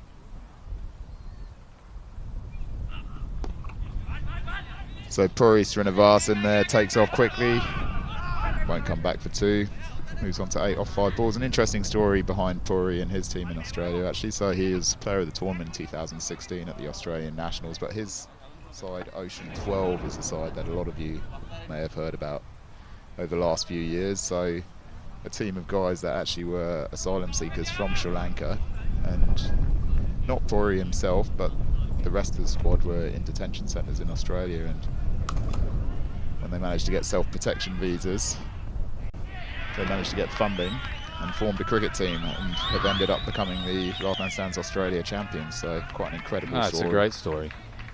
So Puri was one of the players that they brought in as a mentor player for them. So a Sri Lankan that wasn't an asylum seeker, but just helped them, you know, go about their business and get to know the other teams well. So fantastic story there. Now he's playing here against the country of his origins, for his adopted country, Australia.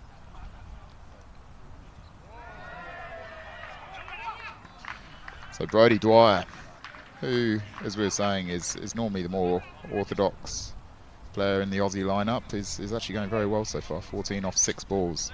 They would have been expecting Puri to be the man going big early, and he'll know that's his role here, so it'll be interesting to see how he plays this ball. Big thanks to Dane, who's just provided some stats from Sunshine Coast in Brisbane. Brodie Dwyer, 8,053 runs at average of 55.5, strike rate of 167.8. So pretty impressive stats there. Thanks, Dane. Great contribution there, mate. Keep up the good work, and love to hear more from you guys out there. The more comments, the better. Absolutely, Dane Rakowski, a renowned man through Last Man Stand scenes for his statistical knowledge. A cracking shot there from Srinivasan, who's just gone down on one knee and swept a full toss. It's actually tactically quite an interesting format, because you still got long enough where you've got to kind of build an innings, but you've got to sort of pick your bowlers and pick your time. Amidst the odd boundary, you've really got to run hard, haven't you? And some of the best players, really place the ball very well. Absolutely. A little bit of a fielding change there. He's coming a bit squarer down a fine leg. He's gone big. It's man under it. He slipped and fallen, and it's gone for 4. He's had a stinker at mid-off there. Absolute stinker. Obviously not got the right footwear on. Dry as a bone here in Chester, and he's slipped on his backside, and the bowler is absolutely furious here. He's not quite got hold of that. Kind of scooped it to mid-off. Probably would have been a routine catch, but he's on the floor, and he's got a bit of a smile on his face. That's all he can do. It's a real let-off there for the Aussies, and, well, Puri will be relieved with that. They need a bit of luck, these Australians, if they're going to chase down these runs.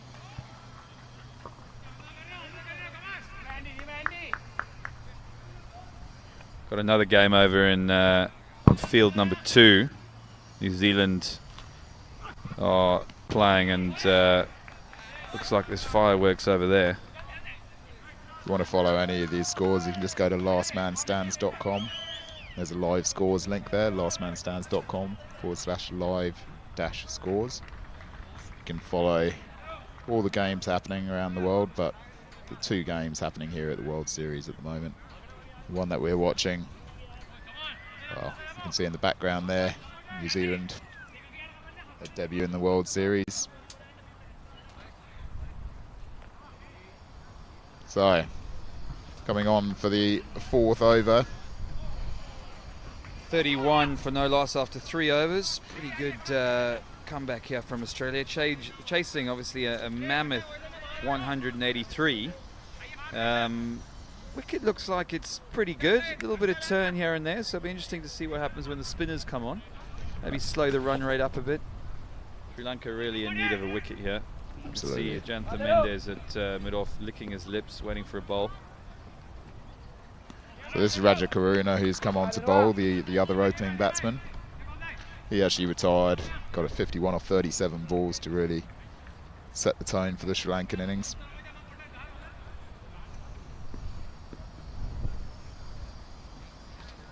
Just had a question asking what prize does the winning team get, and it's £1,000 to charity. I'll update you with what charity that is, but I believe they get a choice, a charity, their choice in their country that they come from. So that's great news. So it's a tight start here by Dinawan Rajakaruna. Yeah, just taking a bit of pace off the ball here. It probably seems like the way to go. More pace, I always say, breeds more runs, but if you do take the pace off, you've got to be good at it, and these Sri Lankans know how to bowl in these sort of conditions, particularly having grown up on these sort of flat wickets in Sri Lanka. So cracking shot there from Dwyer, who's absolutely smashed this in front of square for 4. That's a long way in front of square. Not that short, but not bowling express pace here. So he's really picked up on that, and the ball's just sat up. Just seems a little bit slow now. A few games have been played on this wicket, so quite easy to sort of just get a bit of time in the middle, and suddenly you start feeling the pace. Absolutely, it'll be interesting to see how how these dry conditions and so much cricket being played on this square affect things later in the tournament. Spinners coming into play. There's obviously a lot of spinners in this Sri Lankan lineup, not least Ajantha Mendis, second best T20 bowling international average of all time. Yeah, not bad, is it? Just pull on one of the greatest T20 bowlers of all time. Come and have a bowl, sir. So here we do have Ajantha Mendis coming on to bowl, so this will be a crucial period of the game here, I feel. Yeah, 36 after 4 overs. It's kind of in balance a little bit, but as we saw with the Sri Lankans when they batted, they got off to a rollicking start, but you know, just through the middle it seems to slow up a little bit. You can expect that. Slower bowlers come on, ball gets a bit older, but kind of in the balance here. I think Sri Lanka could do with a wicket. See how that warm-up ball affects Mendis's confidence. He just did a practice bowl down to long on and hurled the ball off the field, so I'm not sure what that's going to do for his confidence, but let's see how the first ball comes out here for Mendis.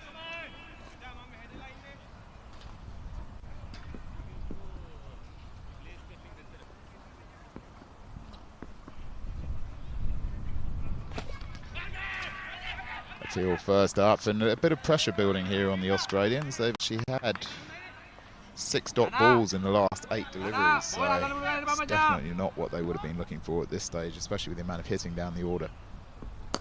But he's got hold of that, Brodie Dwyer. That's 4, I think. Just short of the boundary, in the slot, and he's heaved that one over mid-wicket. So that's twice now in quick succession that Brodie's given himself a bit of room and gone for that vacant mid-wicket region. It's just that gap between mid-wicket and long on that he's managed to pierce twice in a row now, so that's promising for Australia, and that will take the pressure off him significantly. Yeah, it's also the balls in between though. You've got to kind of make sure you keep rotating the strike. If you're not hitting a maximum or a 4, you keep the scoreboard ticking. Otherwise, you put a lot of pressure on yourself. But if you hit them like that every second ball, good enough. So he's going very well now. 23 off 13 deliveries so far for Dwyer. Way outside off stump there, but legal delivery. Looked a little bit wide there, I have to say. But we move on. There you go, he's giving himself room there again. Has he found the gap? No. Good fielding in the deep by Radhakaruna. So 2 runs for the Aussies there. Srinivasan down the non-striker's end now will be knowing his role. When he's next on strike, I think we'll really see him have a go. Another dot ball there. You've got to eliminate a few of these dot balls, the Australians, and just keep things ticking. When you're chasing 9 and over, the run rate quickly adds up. The current situation is 141 runs are required from 75 deliveries. That's a very decent first over from Ajantha Mendis there. 6 runs off it, showing his class.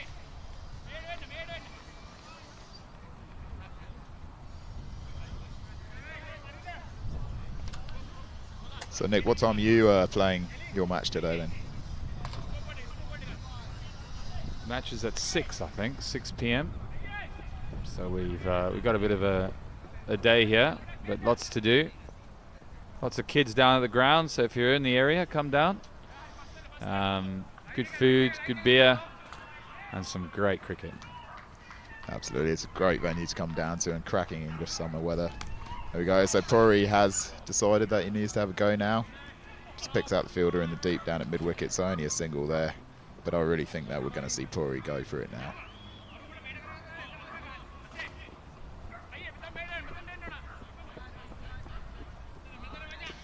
So this is Radhakaruna bowling again.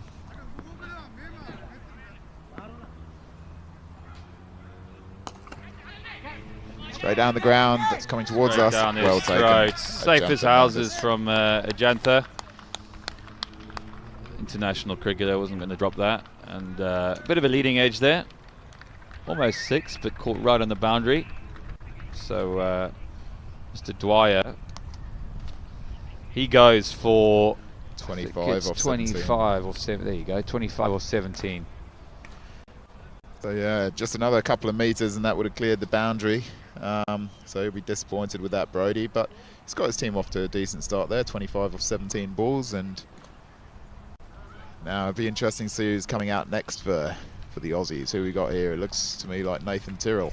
Can only be one man, I think, there, and that certainly will be Nathan Tyrrell. And he normally opens the batting, goes hard, very good strike rate, about 240 is strike rate. Plenty of weight behind him, though. He must have had a good night last night. A few beers and a couple of burgers. Surprisingly enough, he's a teetotal man, our Nathan Tyrrell. Bit of a mix in this Australian side between big bourbon drinkers and the teetotal guys, but it doesn't seem to have affected the team dynamic so far. Either way, he's not going to die wondering, that's for sure. He's a big lad, and I have a feeling when he hits it, it stays hit. Certainly does, and he's got an exceptional pull shot. Anything slightly short of a length, he's just onto it so quickly. Dot ball first up after all our talk of the big hitting Nathan Tyrrell. Dot ball to start with. He was actually the world's #1 ranked batsman for 18 months, Nathan Tyrrell, up until late last year. So he's got a bit of a proven record behind him.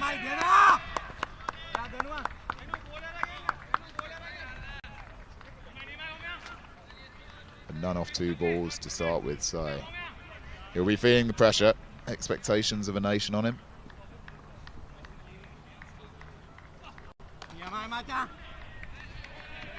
And just push that down to long off to get off the mark, where Ajantha Mendes does the fielding. It's another tight over there.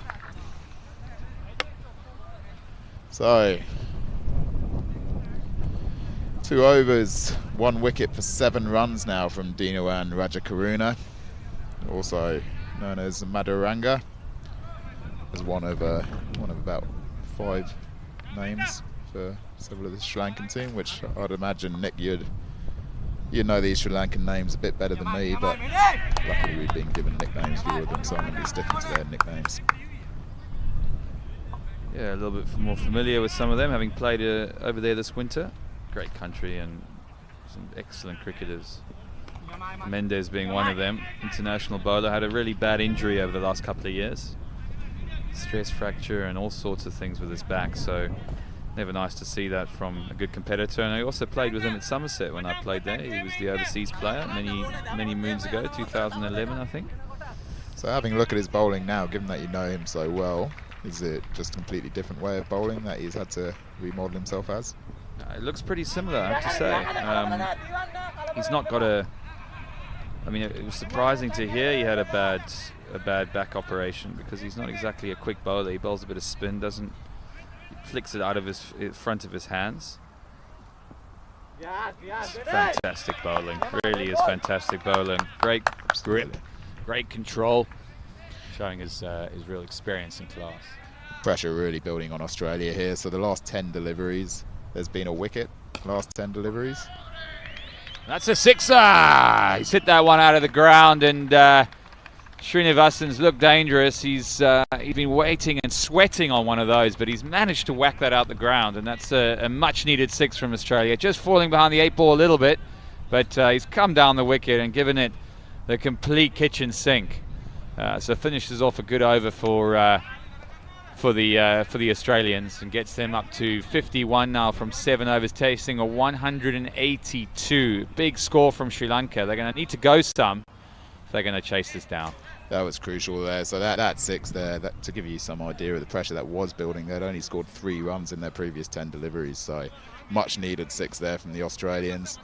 And I just see on Facebook we have Chloe Bree Johnston watching. So big shout out to Chloe, the daughter of Anthony Johnston, who many of you will have known up until his sad passing earlier this year. So big shout out to Chloe who's watching there, and we hope that you're enjoying watching this and this tournament.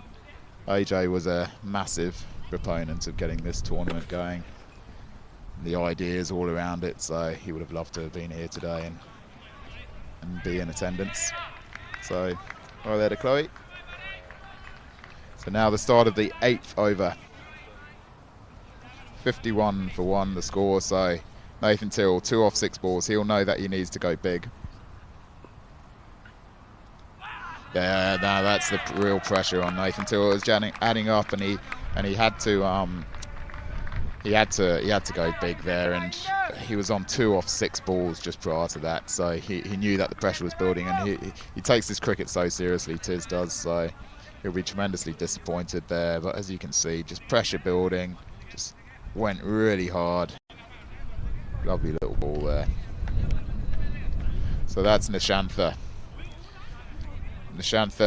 Marashinra. New batter in. He's got some colourful gloves. Let's hope his batting's as colourful as his gloves. And hopefully he's a bit better than the big. So he's the man that you'd expect to launch from here, and Australia will need him to retire on 50 relatively soon. He'll be hoping in the next 4 overs. Yeah, a lot of these games, people have asked where they play. A lot of Australians play on non-turf pitches, so it's difficult to come over and adapt that quickly. Particularly when you've got guys that have played a lot of first-class cricket in this Sri Lankan team, very up to date with conditions. Absolutely, and we may see that throughout the tournament. A lot of the well. Firstly, that's just a cracking shot there from young Jake O'Connell. 4 runs through extra cover. Moves on to 9 off 3 balls, so obviously no nerves there for the young man. Nothing like a good cover drive. Just absolutely crunched through the offside. Down on one knee, and he's hardly run for that one. And he's been bowled. He's been bowled. Jake O'Connell, the big rap 16-year-old. One hasn't really bounced. He's got through it a bit early, and I have to say, Sri Lanka showing a lot of experience here. Just taking pace off the ball. Little few sliders. Very slow, very difficult to hit, and it's going to be a tough order now for Australia. Really behind the 8 ball. 62 for 2 or 3. I think it's 3 wickets now off 8 overs, so they're going to have to go some. Absolutely, very clever bowling there, just slowing it down, a bit short of a length. Jake went hard towards the leg side, didn't pick the slower ball.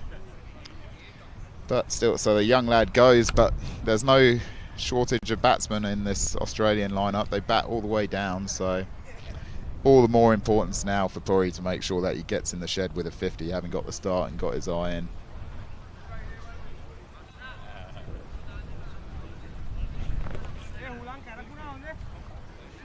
So Basna Yaka gets the wicket there. Clever bowling from him. Situation now 62 after 8.2 overs. Now this is the big one. Marcus North, 5 Test centuries to his name, coming in through Australia. Huge expectations for the ex-international here, and Australia really need him to deliver here on his LMS debut.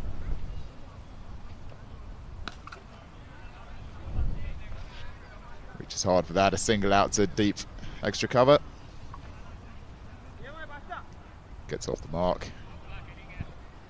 I'm going to make an early call here. This Sri Lankan team are going to be very hard to beat this week. Very hard, very wily characters. We saw that at the World Championships in December, the Sri Lankan team that had Mendes in it, and one of the other players here today. They were Venora.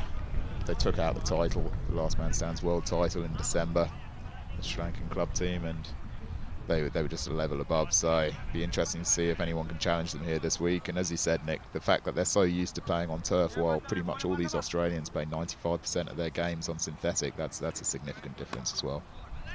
And that's a big shot. That's a 6. We could say a very much needed 6, but it's a good shot. It gets them going a little bit. Move on to, 71 for 3. And let's hope with the arrival of Test cricketer Marcus North, they can get a partnership going. But that's as good a slog sweep as you'll see. Down on one knee, launches it over square leg. Great stuff there from Puri Srinivasan. So he knows now, judging by his last couple of shots, that he's got his eye in, and it's really up to him to kick off. He's now 34 off 18 deliveries, 3 4s and 2 6s. So he's going well, and boy do Australia need him to. Bit of a discussion out here with the Sri Lankan players, just deciding who they're going to bowl. They've been quite canny. They've alternated the bowling very well, changed it up, not let the batsmen settle too much, which I think is key in this form of the game. You don't want to let anyone line you up, so you just keep changing it round and keep the batsmen guessing a little bit. Absolutely, and that seems to be what they're so good at as well, just the variation in deliveries.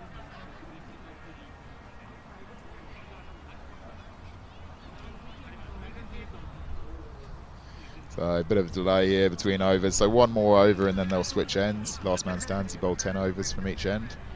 Rattle through the overs that way.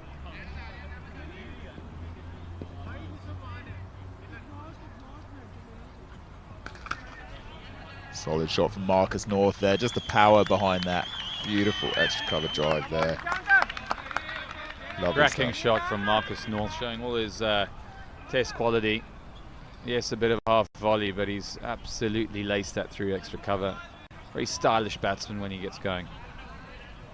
He's a lovely batsman to watch. He's played for 6 counties around the UK, so he's well travelled around the UK. So you would have come across him quite a few times then, Nick, down the years, wouldn't you? Yeah, played against him quite a bit. Yeah, very, very good player. 5 test centuries. Got to be a good player to get that many in. And then he played 21 tests, so some would say a little bit unlucky not to play a bit longer, but talking last night was quite interesting, just saying how, you know, no regrets, gave it absolutely everything as Aussies do.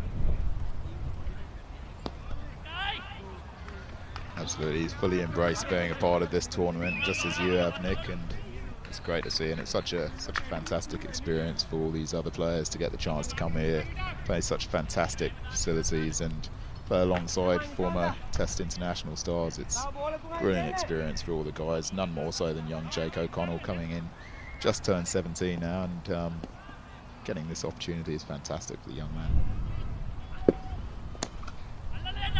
Bowler seeming to feel the pressure a bit there with that full bunger, but he gets away with it, just a single out to deep square leg.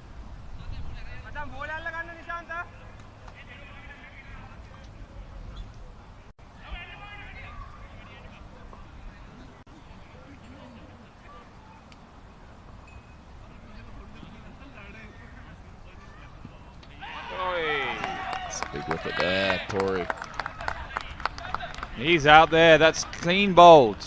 Srinivasan just didn't quite get going. 34 from 18, showed a bit of his class, but needed a bigger contribution from him. Again, playing across the line, and one's just stayed a little bit low. It seems to be the way that these Australians have got out today. The ball hasn't sat up. Maybe on those synthetic pitches, balls like that tend to just pop up a little bit more, but he's missed that one. It's hit off stump, and again the slow, wily bowling here of the Sri Lankans, showing a lot of experience, taking pace off it, and it seems to be working.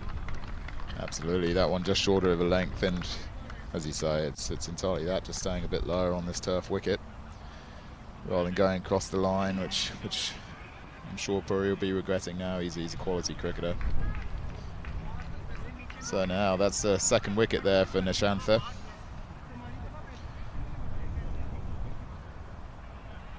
Now, who have we got coming in for Australia? This is the skipper, Sam Lang.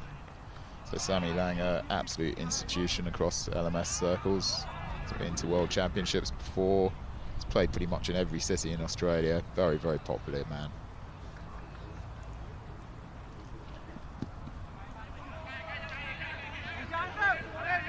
Big pressure on Sammy as well now. Coming in as the captain. 4 wickets down at the turn. Over 100 needed in the next 10. Massive moment in the game. Yeah, you've got to give yourself a chance, though. I don't think any of these Australians have really given themselves a chance to get in. It's an old adage in cricket, of course, but particularly when the pitch has just got a bit drier, Sri Lankans are taking spin off. They've got a few spin bowlers. You can't just come in and, you know, drop the front knee and think you can hit everything for 6. You have to get yourself in, and I think Marcus North's experience here, he'll try and guide them as close as he can to the total, but they're going to need a couple of big overs to give themselves any chance. Absolutely, and they have got big hitters still to come. Ziad Abbas, none more so than him, one of the biggest hitters in this tournament. but they've got to have a chance, as you say, so they really need a bit of a partnership here between North and Lang for Ziad to just come in and blast in the latter overs. That's quite a useful cricketer that just passed us there, Nick, for Pakistan. That will be playing later today, Abdul Razak. Yeah, played with him at Middlesex. I was only a junior in the Middlesex ranks, but he was our overseas player. Fantastic cricketer. Anything he can't do. He bowls, he bats, good fielder, lovely athlete. So there you go, good bowling there. Outside off stump. Sam going for the expansive cover drive through to the keeper, so none off 2 at the moment for Sam. And he does like to get going early, Sam, so he'll be feeling the pressure here. Just got to give yourself a couple of balls, A couple of singles, a couple of 2s. Easier said than done because the run rate is creeping, but to think you can just come in here and wallop these Sri Lankans around is not going to be very easy. So you have to give yourself a bit of time. This wicket's just deteriorating a little bit now. Small run up from Mr. Nishantha. That's well played from Sam Lang. So he'll get 2 out there down to backward point. Got to keep an eye on the required run rate here, Australia. Even in this format with the 8 fielders, as soon as it gets up over 10 and over, it starts becoming very difficult. So required run rate up to 10.6 now. So they've just got to keep that in check over the next couple of overs while they rebuild. Try and run a few more of those 2s.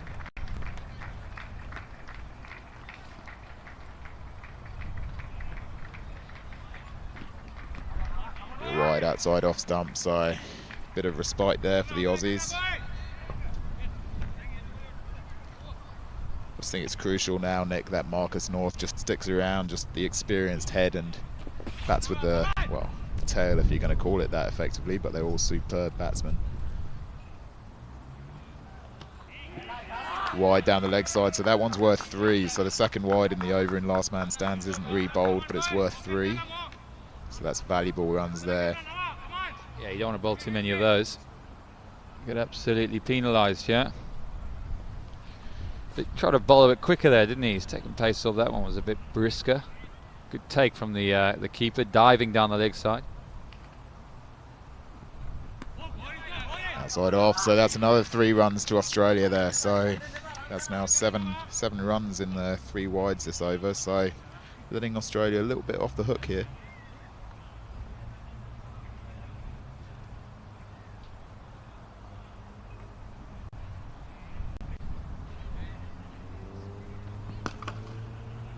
Shot there from Sammy Lang, but it's straight out to the fielder in the deep. They won't be able to come back for 2, so it's a single there to end the over. 89 for 4 Australia after 11 overs.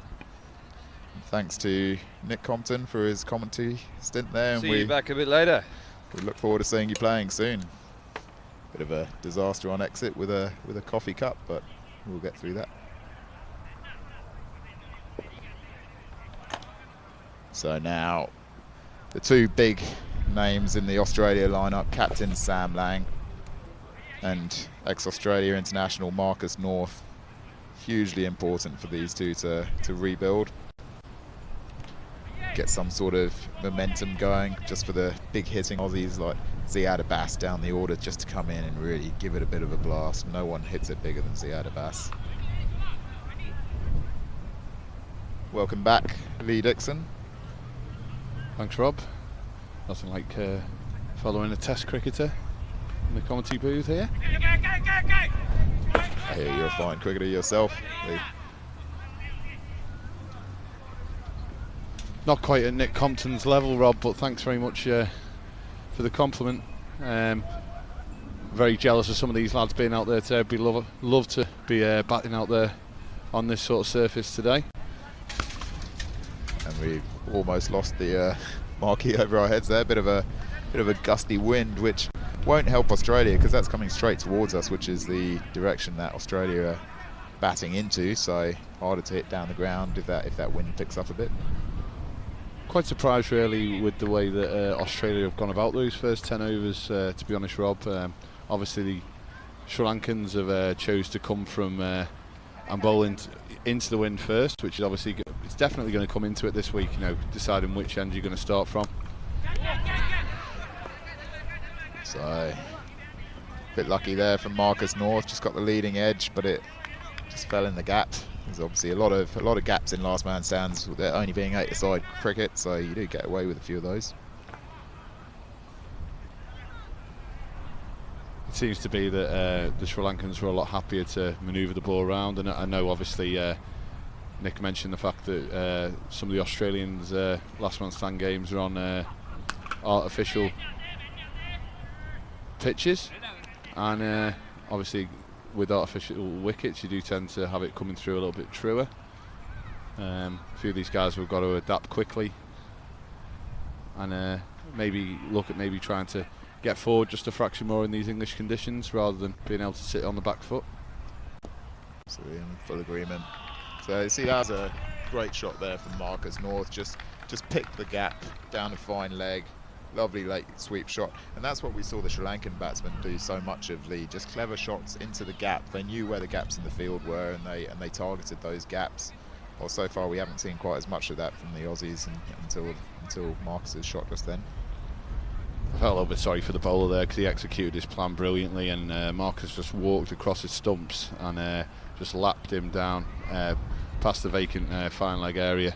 It showed a real bit of quality there, and you know what I'd say is what we've seen from North so far is that, you know, when he seems to want to find that boundary, he's found it, you know, with ease so far. So hopefully Lang can work with Marcus here. So now we're looking at a situation of 85 runs required of the last 8 overs. 5 ball overs in last man stands, just a reminder.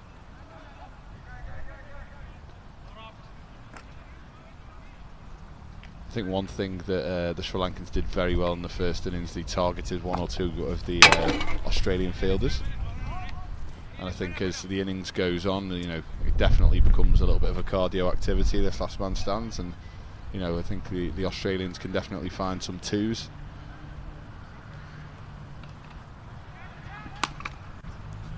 Absolutely, 2's so important just to keep the pressure on the bowlers, but that's just a single down there to long off.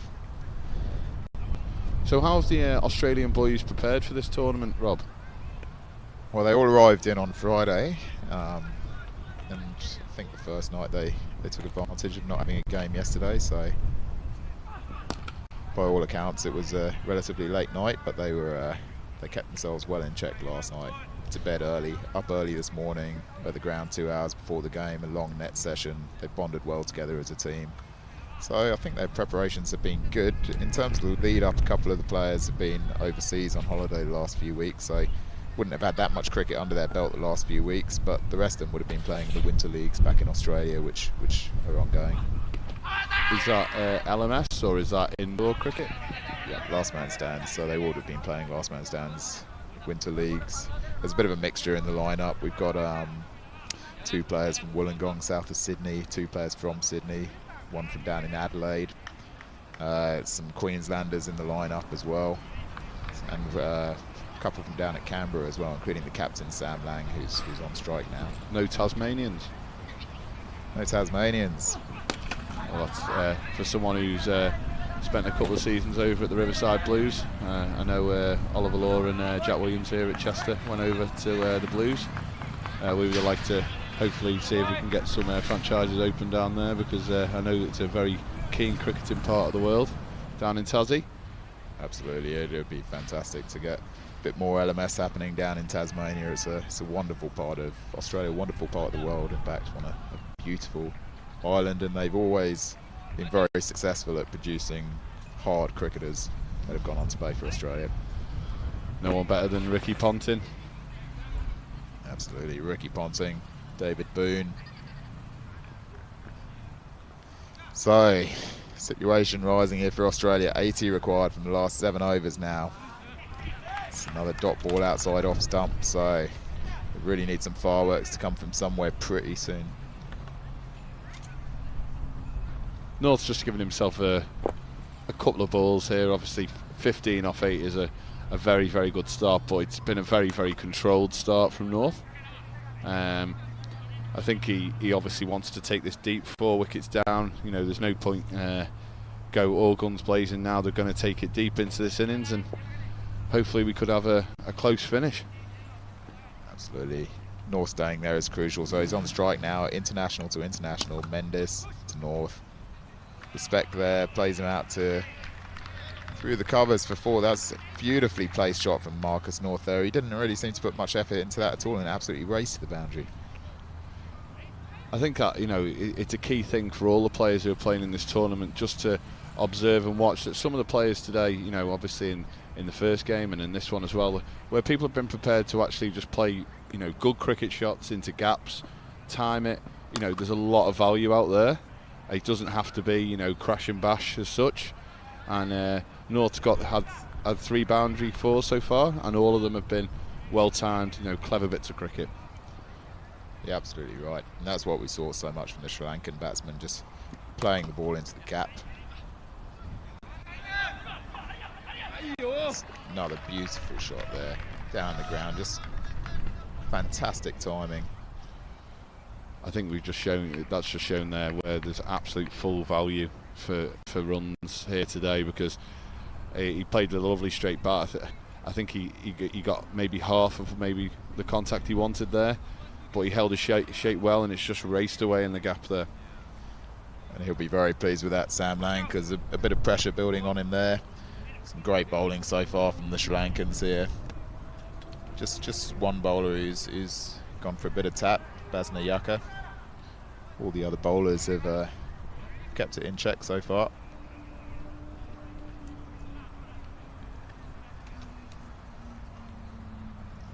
And more so than Dinawan Rajakaruna, the opener, who got 51 runs. He's been excellent so far. 3 overs, 1 for 16, and he's back on to bowl again now.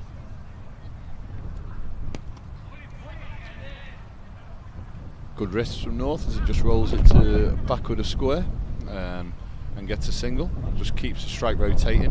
One thing I've noticed in this partnership in the last couple of overs has been very few dot balls, and it's amazing how quickly the scoreboard just starts to tick along. Yeah, so that's a big shot out there to the deep, but they'll just get the single for it. I think this pair obviously can see that obviously Mendes has got 1 more over, so they're probably thinking, well, we've got to make the most of some of the other bowlers here, and that. So that's a big wicket there. Crucial blow. Marcus North was looking excellent there. 21 off 11 before that delivery. And that's a hammer blow for I think North's just tried to walk across the stumps there to create a bit of an angle.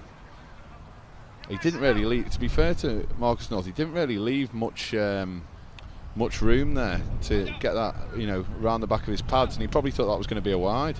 So that really swung back in. That looked like it was, if you're in Marcus North's position there, you're thinking that's going almost a foot down the leg side when it was first delivered, and then swung back in and clipped his leg stump. So Rajakaruna, this is it's definitely a match-winning performance from him at this stage. He opened the batting and got 51 off 37 balls. And now with the ball, he's come out, and in his last over with 2 balls remaining, he's got figures of 2 for 18, which is unbelievable stuff in last man stands. He's putting himself in a good position for player of the day though, Rob. Absolutely. So, Marty Henderson in now. He looks a busy player. Very busy, urgent player, and these 2 guys, between the 2 of them, they've got over 25,000 runs in last man stand. So you can't buy much more experience than these 2 have at the crease, and that's certainly what Australia need in this situation with just over 5 overs to go. Have Australia got the firepower left to be able to put together, you know, 4 or 5 overs of 10 and over? They should do. These 2 are busy players, but Sam in particular, when he gets going, has got a huge shot on him. Marty Henderson as well always scores quickly, and then the big man Ziad Abbas is the next one in, and no one hits a ball bigger than Ziad. So I'm sure we'll see him come in at some point. So now we got Ajantha Mendes coming on to bowl his last over. 3 overs, none for 23 as it stands. I think it's got a very good time to bring him on, to be honest, because clearly Australia need to put the foot down here. And with the run rate rising, if he could just bowl 1 decent over for 5 or 6 runs maybe, it's going to send the run rate through the roof, I think. Well, the run rate is almost through the roof. It's up to almost 14 and over required now, so we really need some fireworks here from Australia. Marty Henderson goes for that, straight down the ground. Is that going to clear the ropes? No, falls well short in the end. Come back for 2. So that shows the intent there from Marty. He knows that they've got to go big, and he's going to go up against the international and the vastly experienced Ajantha Mendes in doing so. There's probably no better place to hit the ball there. I'm not saying for 1 second that Marty Henderson was picking that down to a third man, but there's definitely no field set for that sort of shot. He's gone wholehearted at the ball there, and the ball squirmed away down to third man. Absolutely no better feeling in LMS than when you've got that thick nick that goes past the keeper and you know that no one's going to be there. So Mendes coming to the end of his spell here for Sri Lanka. Just down the ground, but that's just hold out to long on there. So Marty Henderson, he didn't have time to get his eye and he had to go big fairly early. He'll be disappointed with that, but holds out to long on, which brings in the last Australian batsman now, which must be Ziad Abbas, if my maths are correct. So big responsibility on Ziad here. He is a big match player, but this is, even by his lofty standards, this is a very difficult situation to come into. Australia needing 59 runs from just 21 balls now. It's obviously playing on such a big ground here on the turf. I'd imagine 59 off 21 on some of the AstroTurf wickets would feel never manageable, but maybe more manageable. Absolutely, these guys would certainly think that there's a chance there, but it's just the quality of this opposition. You know that none of these Sri Lankans look like they're going to put down any potential catches. They're bowling cleverly.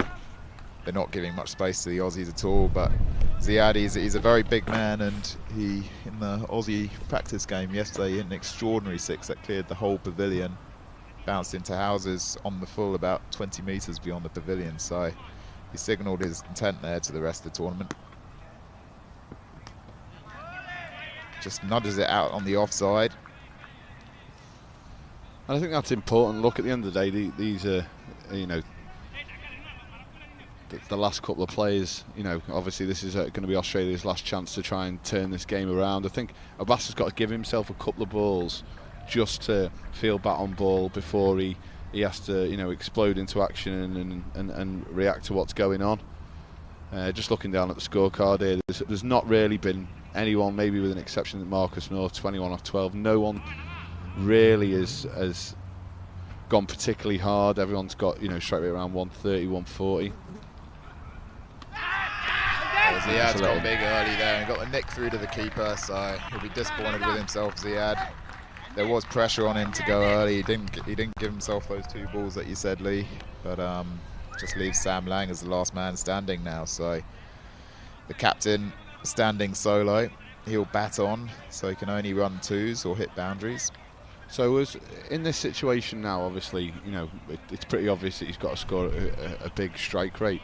Is he looking purely for boundaries here, or is he kind of looking, where can I get a 2? Well, I'd feel a younger Sam Lang probably would have looked for a few more 2s, but I think current Sam Lang will be looking to do this in 4s and 6s, but he may well prove me wrong. Well, that would have been an exceptional bit of cricket if we weren't playing last man stands, because I'm pretty sure that the guy would have been backing up out of his crease and that would have been a run out. 100%. That was disappointing for Sam Lang because he hit that beautifully straight, and that would have pierced the gap down there between long off and long on. So disappointing there for Sam, the Australian skipper.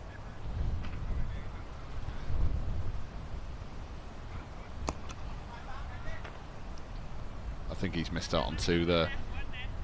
Absolutely. Well, oh wow, what's happened there? That was just as we were talking up the Sri Lankan fielding, something disappointing there from long on, maybe a bit casual. Is that Ajantha Mendes? It is the former international. We're not quite sure what happened there. Hopefully we can see a replay. It does quicken up down that bottom corner, but I don't think we can make much excuse for that. So. Lang goes down the ground that time, but he's not going for these 2s. He's decided that he's saving his energy for the boundaries and 6s, which the amount of balls left is an interesting tactic. 27 off 20 now, Sam Lang. Dexter comes in. He's gone hard at that, and he's potentially picked the, well, he's obviously got some sort of cramp or something there, Sammy. But he's picked the gap nicely there, but he seems to be really struggling out there, which isn't what you want to see for a last man standing. So let's see what's going to happen here. A couple of the sports staff from Australia out very, very quickly there. Yeah, he looks really struggled there. That looked more like a hammy than cramp in that situation, but he seems to be standing fairly upright at the moment, which is a positive thing. It's always tough though, you know, after a long flight as well. It takes a couple of days to acclimatise, and you know, at the end of the day, you know, as much as he's warmed up and stretched, you know, after a long stint in the field there while captaining, he's, you know, putting his body under a little bit of pressure here, but you know, ultimately he's found the gap, and we keep going.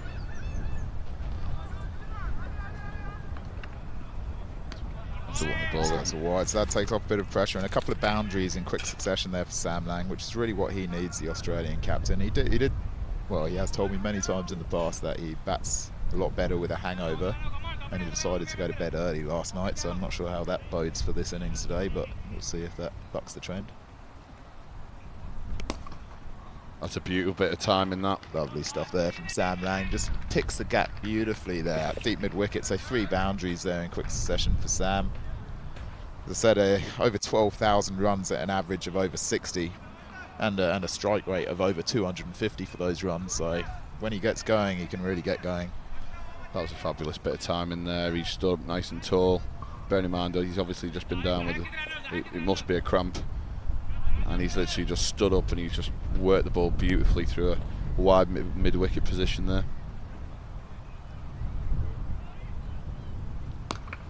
He's gone hard at that again. He's going to go for the 2 now, Sammy, and he should be able to easily get this. Yep, we can jog back for 2 there. So that was in the gap there. It's important to pick up a few of those 2s because he's not going to be able to hit every boundary, every ball for a boundary. And looking at it now, it's 47 required from 13 balls, which is becoming incredibly difficult, so we need a 6 or 2 to come pretty soon.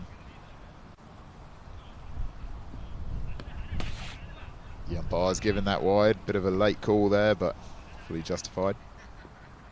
I don't think the bowler was overly charmed with that. What I would say is that I do think that the length he was bowling there, I think that's probably the right thing to do now. At the end of the day, you've just said he needs a couple of 6s, so better coming into the wicket, make him hit the big square of boundaries rather than letting him free his arms down the ground.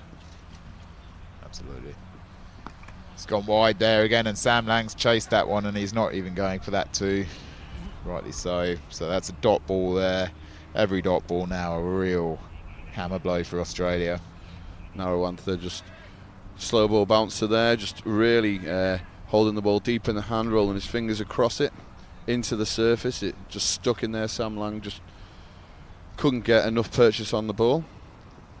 Last ball in the over, and Sam again just bunts that down to long on. So that's another dot ball, which means that 44 runs are required off the last 2 overs, which is hard by anyone's standards. Obviously we do have the beauty that if he hits that last ball for 6, it'll be worth 12.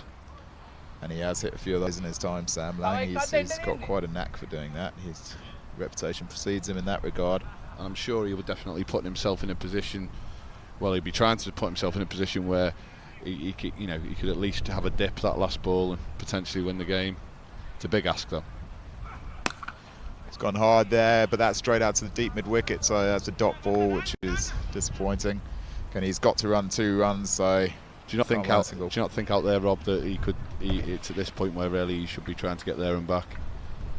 I personally think he should, but he's the captain of the team, so anyway, we may be having a chat with him afterwards and talking about maybe some fitness training for this Australian side, but if he keeps on hitting the boundaries and 6s, I did play a game with Sam a few months ago where he hit every ball in an over for 6, so he's got that. He's got the head to do that. He's been very, very unlucky again. He's just smoked the ball down the ground and it's crashed into the stumps again, so he's probably had 8 runs that have been stopped by the stumps at the bowler's end. Absolutely, it's so difficult as this last man standing here with all the field spread, knowing that the batsman has to run 2. Well, he's going for the 2 there. Now this could be the end of the game here if it's a good pick up and throw, but it looks like Sam should just make it back, so Lang does make it back. So he tested a Jantha Mendes there at long on and came out on top, but he really did need to run the 2 there. So that's now 42 runs needed from 6 balls. So it's getting almost mathematically impossible.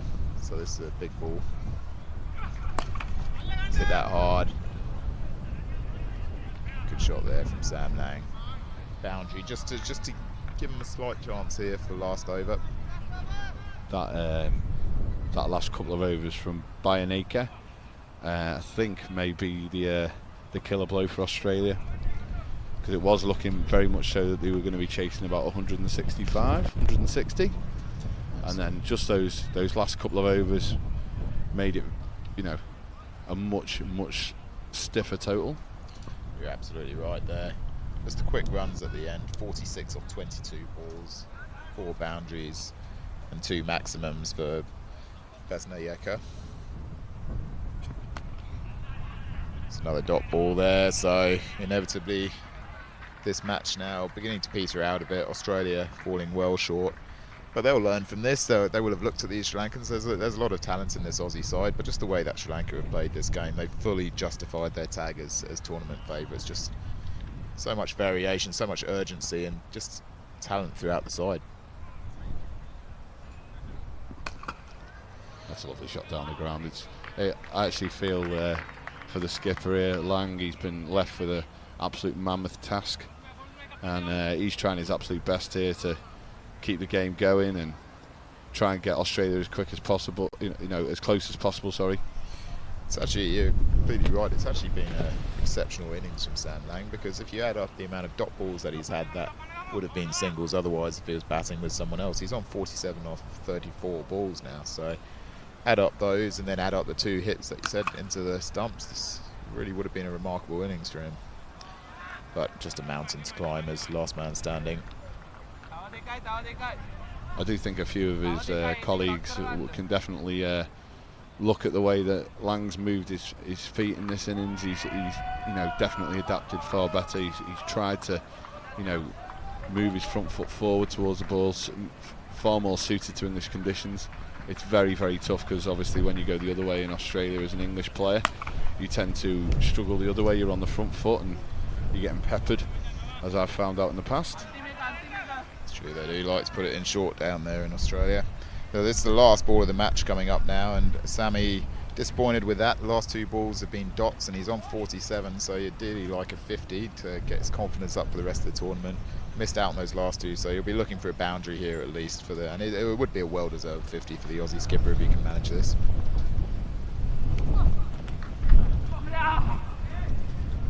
Wide run helps, and the wides go to the batsman, so that takes him up to 48. So that helps him in his. So I'm right in saying here, if he pops this one over the fence, he'll end up on 59. Absolutely. So he hit the last ball of the last man stands innings for 6. Scored a home run, which is doubled, worth 12. So 4 is still 4. It's just the 6 that's doubled. And the last ball from an exceptional Sri Lankan performance. Sam Lang's gone big. He's decided not to go for the 2, which is interesting, because that could have brought up his 50. But good effort by Sam Lang there. Finishes up stranded on 48 of 37 balls as the last man. Great performance there from Sri Lanka. Dominant display. Going out to bat first. As he said, Lee, the late hitting there of Basnayaka was crucial, 46 off 22. But all of the Sri Lankan top 4 just contributing quick runs, clever runs, placing it into the gap, setting a target of 183 to win, which was always going to be a real hard chase. It's great to see that a couple of the Sri Lankan fans have just ran onto the field there with the flag, obviously extremely excited to get this first win on the board. I think it obviously shows as well just how much it means to some of the people around the ground as well. Obviously, I know Marcus North mentioned it was his opportunity to play in a World Cup after not getting the chance when playing for Australia, so that was in the opening ceremony last night, and I know that went down very well with a number of people. He also he was down in the nets with a few of the juniors from Chester Boughton Hall as well before the game, which was a really lovely touch.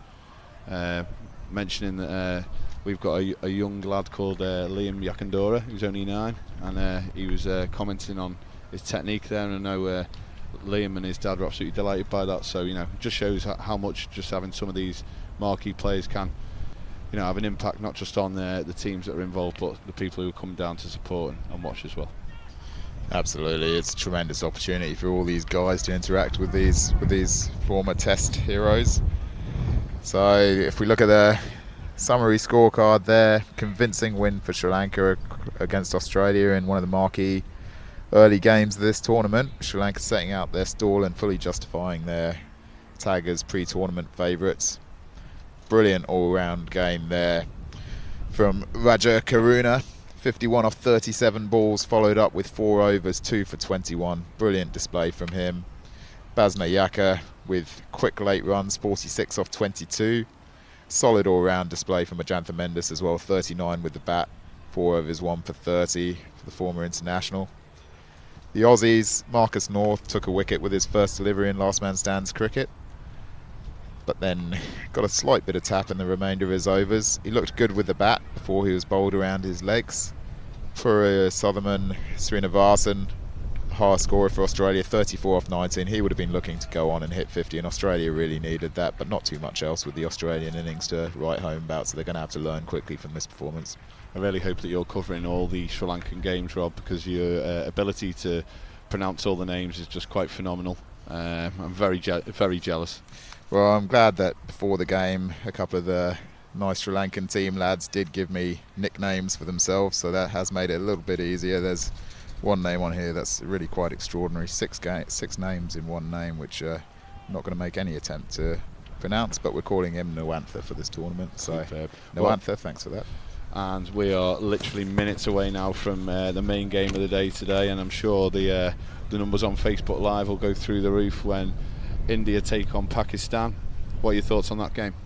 Oh, it's a massive game here. India, Pakistan. Any cricket fan in the world would just salivate at the idea of any game involving those two sides. Don't see enough of it really these days. But especially here at the amateur level, this will be really interesting, because for these guys it will mean so much, and I can't imagine there's that many opportunities for any of them to have been involved in a game like that.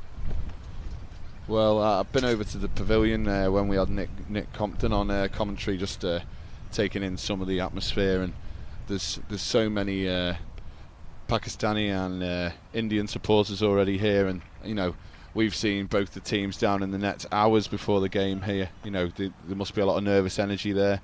I'd like to think some of the experienced players on both sides are trying their best to settle the nerves, but you know, I'm sure there's a lot of people over in both countries watching very closely and hoping their side can get over the line. Absolutely, and I mean, just imagine being one of those Pakistani players and knowing that you've got Abdul Razak, the former legend, well, in short format cricket for sure for Pakistan, in your lineup. It's going to be interesting to see how he goes this tournament. You would have thought that last man stands cricket is just made for him. Okay, Rob, we're going to go across to the interview. Thanks for your input on that game. It was fantastic. And we're going to go across to Nick Compton. Thanks, guys. Yeah, I'm here with man of the moment, Ajantha Mendes, who's had a fantastic game and got his Sri Lankan team over the line. Ajantha, you must be really chuffed with that first game of the series. Yeah, actually, our team is playing very well, because we think Australia give a very good team. They have a very good legend, and I think our batsman is scoring a very good score, but bowling something first 10 overs we bowl very well, and that's why we won. It seemed like an obvious tactic to just take a little bit of pace off the ball. Was that something you discussed at the halfway stage? Yeah, actually, wicket is a little bit slow. If slow balls not easy to bat, I think that's why we're planning and we bowl. And mate, when I played with you at Somerset, you were of course a bowler there, but today just wielding the bat, hitting some big blows there. You know, I think we have to do something, bro. I'm not bowling the last 2 years, and I try to my batting. Oh, well done, man. Well played. Well done to Sri Lanka. I've got Australia legend who's going to come and slip in here. Well done, Ajantha. Good to see you. Northie, well done there, mate. Nice to get your LMS debut out the way. Yeah, at least I didn't get a first ball or anything like that, so it was nice to get a few. Shame about the result. You know, I think, if we're being honest, we probably let ourselves down the field a little bit. We probably gave them 15, 20 runs, which on a wicket that's kind of drying and wearing, and the Sri Lankans know how to take that pace off the ball. It was, you know, at the end result, it's where we fell short. Yeah, they showed a bit of experience. You could kind of see that, and it almost helps that they came into bowl in the second half, and you guys didn't really get that opportunity. You got some good youngsters in the team, though. One of the, Mr. O'Connor, I think it is. You know, he's 17 years old, bowled quite quick. Yeah, he's a real good talent. Can bat as well. I believe he's in the pathway system in New South Wales cricket, so it's great to see and play with some young kids like that. But you know, we look like a pretty organised team. The guys are pretty disappointed. You know, it was a match that every match they expect to win. You know, I think that they kind of back their ability, and probably have a bit of a debrief now and make sure that we, you know, field a little bit better tomorrow and have a bit of better game plan and execution, and you know, hopefully we can get a first win.